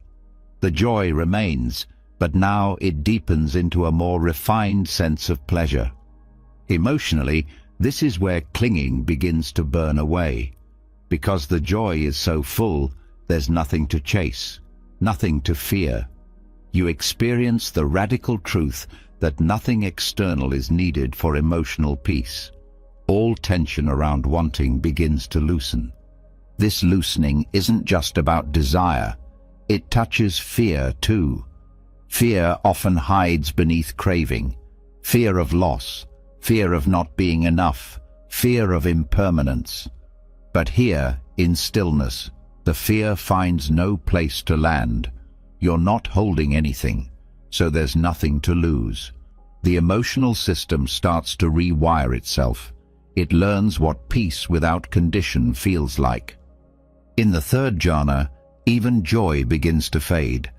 Not because it's rejected, but because it's no longer needed. What remains is contentment, a deep, quiet happiness that has no movement in it. This is where emotional balance stabilizes. The highs and lows flatten into equanimity. You stop swinging between excitement and disappointment. You rest in what is. And this resting is powerful. It shows you what the nervous system is like when it's not reacting to anything. You see how unnecessary most of your emotional habits were. The tension, the planning, the proving. They were all compensating for a peace that was already available. You're learning, not intellectually but viscerally, that presence is enough. As the mind continues into the fourth jhana, even the contentment becomes so subtle that it too dissolves. What's left is purity of mindfulness and equanimity. No joy, no sadness, just clarity, just balance. Emotionally, this is profound. It's not emptiness in a cold way, it's openness. There's no resistance, no pulling or pushing. Every emotion that might arise is seen instantly, but none of it sticks. It all passes like clouds across a sky that never changes. This level of clarity is deeply healing. Because you begin to see exactly how emotion arises, peaks, and fades. You see the moment clinging starts, and you don't follow it. You feel the edge of frustration, and you don't tense around it. You experience the first note of fear, but you don't build a story. The emotional noise that once felt like your baseline now seems foreign, optional. You're no longer reacting, you're resting. And the purification that happens here isn't dramatic. It's quiet, but it's deep. You're not fixing your emotions, you're seeing through them. You're watching them arise without needing to be them. That separation changes everything. It dissolves emotional identity. You stop being an angry person, or a fearful person, or an anxious person. You just become someone who experiences what comes and lets it go. The jhanas teach the body and mind to trust stillness, not as a performance, but as a way of being. And from this stillness, when you return to ordinary consciousness, something fundamental has shifted. You may still feel frustration, but it doesn't possess you. You may still experience desire, but it doesn't burn. You have felt the depth of peace, and now you know what's real. This knowing changes how you live. You move more slowly, not because you're lazy, but because you're not rushing to escape your own mind. You speak more carefully, not because you're afraid, but because you've seen the power of silence. You become more available to others, not by effort, but because you're no longer entangled in your own emotional static. You begin to feel what freedom truly means, not in a grand spiritual way, but in the moment-to-moment clarity of not reacting, of being able to feel without falling, to care without clinging, to act without attachment. That's the emotional purification the jhanas offer, not escape, but insight, not numbness, but refinement. And this refinement is not fragile. It doesn't depend on the perfect environment. It's not only available on a cushion. It can be carried into your work, your relationships, your struggles. Because once the mind has experienced that depth of stillness, it remembers. Even in chaos, it remembers how to return. The emotional resilience that comes from jhana isn't loud. It's quiet strength, the kind that doesn't react to every spark, the kind that knows the difference between what needs attention and what needs to pass, the kind that feels everything, but isn't destroyed by anything. This is how the jhanas purify emotional noise. They don't push anything away. They invite you deeper, layer by layer, until what's left is just presence, clear, balanced, free, not because life has changed, but because you have. When emotional noise dissolves through deep stillness and the inner world becomes steady and clear, something surprising often begins to surface. It's not loud, not dramatic, just a subtle sense that some feelings don't belong to your current experience. A fear with no clear origin, a sadness that doesn't match your life, a persistent emotional pattern that seems older than your memories. This isn't superstition or fantasy. Buddhism offers an explanation rooted in the continuity of consciousness, the teachings on rebirth, and the karmic echoes that flow between lives. In Buddhist understanding, rebirth is not the movement of a soul from one body to another. It's the continuity of mind, a stream, not a solid object. Each life is a moment in that stream, shaped by intentions, actions, and impressions. When death occurs, the body ends, but the momentum of mind continues. What passes on are not memories as we know them, but tendencies, imprints, energies, emotional seeds that didn't fully bloom, now waiting for their conditions to ripen. Whether one takes rebirth as literal or symbolic, its emotional meaning holds weight. The idea that certain emotional patterns can echo across time, beyond just one body or lifetime, brings both a challenge and a liberation. The challenge is this: you might be carrying something you didn't start. The liberation is this: you don't have to keep carrying it. Some fears seem disproportionate because they were not born from this lifetime's events. A person with a secure life might still feel constantly unsafe. A person raised in love may still struggle with unexplainable abandonment. When seen through the lens of rebirth, these emotions may be residues of past karmic impressions, unresolved responses from another chapter of consciousness. These impressions, known as vasanas, shape emotional memory. They form patterns of reactivity that feel deeply personal, but often arise without present cause. You find yourself repeating the same type of relationship dynamic, falling into the same emotional spirals, facing the same kind of loss again and again, without knowing why. The repetition suggests a lesson not yet fully understood, a pattern not yet fully released. This doesn't mean everything difficult in your life is caused by past lives, but the perspective opens up a new way to work with stuck emotions. Instead of asking, "Why is this happening to me?" you begin to ask, "What is this trying to show me that I haven't seen yet?" That question alone shifts the energy from victimhood to awareness. When these emotional patterns arise, they often carry a quality of familiarity. Even if the situation is new, the emotional texture is not. It feels like something you've known forever. This familiarity can be painful, but it's also an invitation. It means the mind is presenting an opportunity, a chance to meet what you couldn't meet before, a chance to choose differently. And choosing differently is how karma is transformed, not through punishment, but through clarity. The emotions that echo through lifetimes don't ask for more effort. They ask for more presence, more honesty, more willingness to feel without collapsing.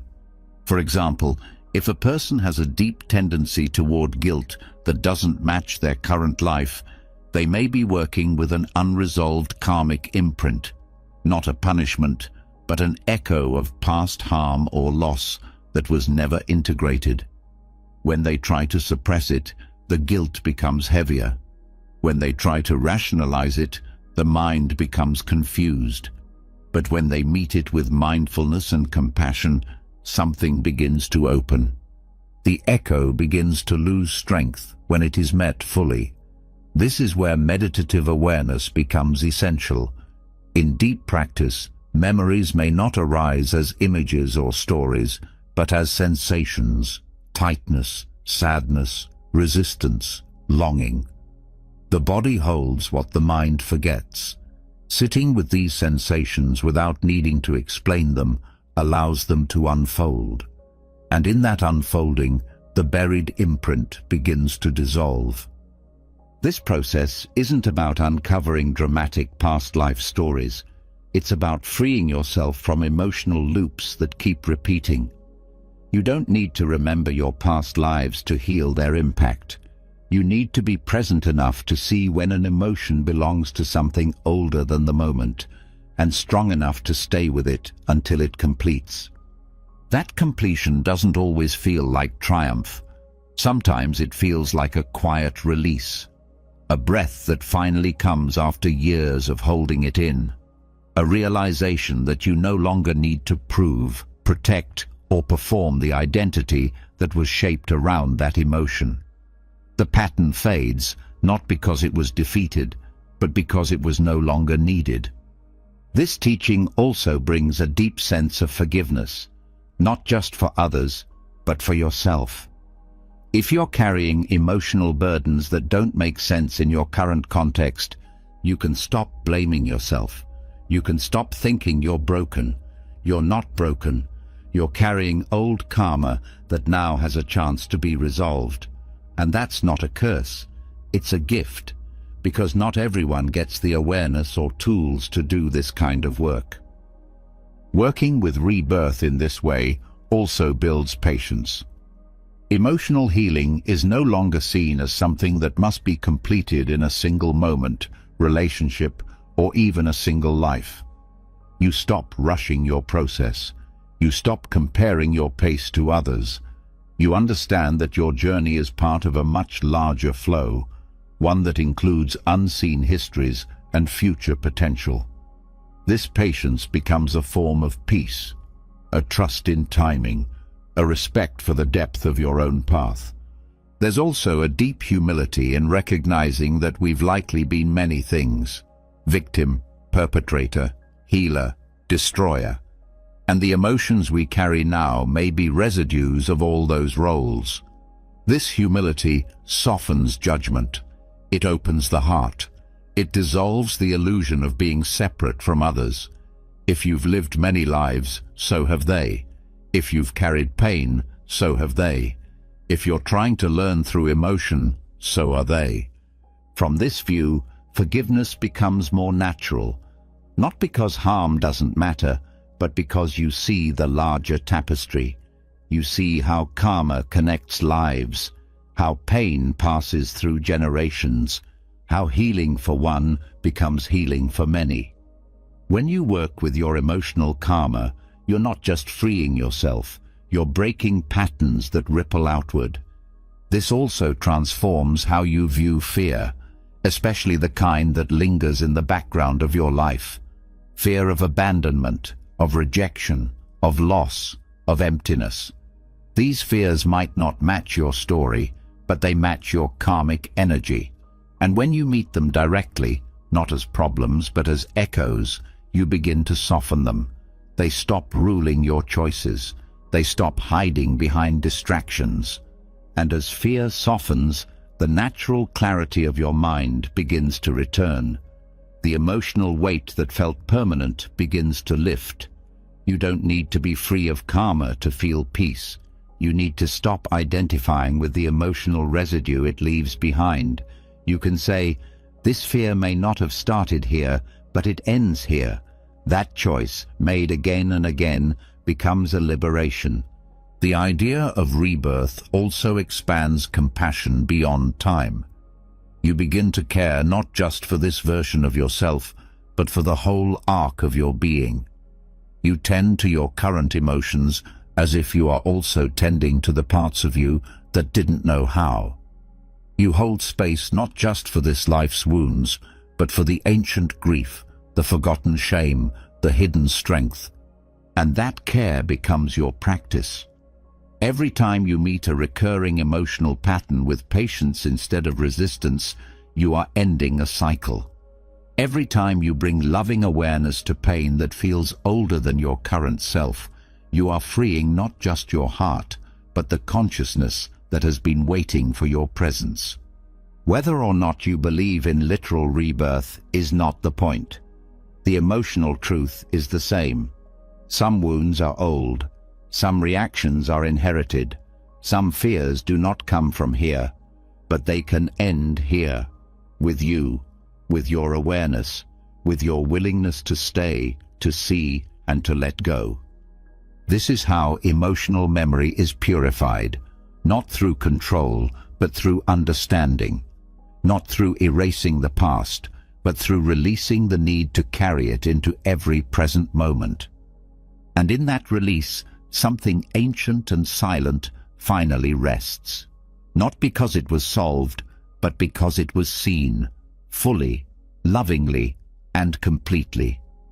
You've just walked through over 3 hours of timeless wisdom, teachings not meant to decorate your intellect, but to reshape the way you experience every emotion, every breath, every moment of your life. From the piercing clarity of the second arrow to the deep silence that softens the loudest wounds, from the ancient karmic grooves that formed your reflexes to the quiet dissolving of emotional noise in jhanic stillness. Each lesson wasn't about escaping pain, but seeing it clearly, holding it gently, and releasing it wisely. You've seen that emotions are not enemies to defeat, nor identities to cling to. They are weather in the sky of your awareness, rising, passing, never who you truly are. Buddhism doesn't offer quick fixes.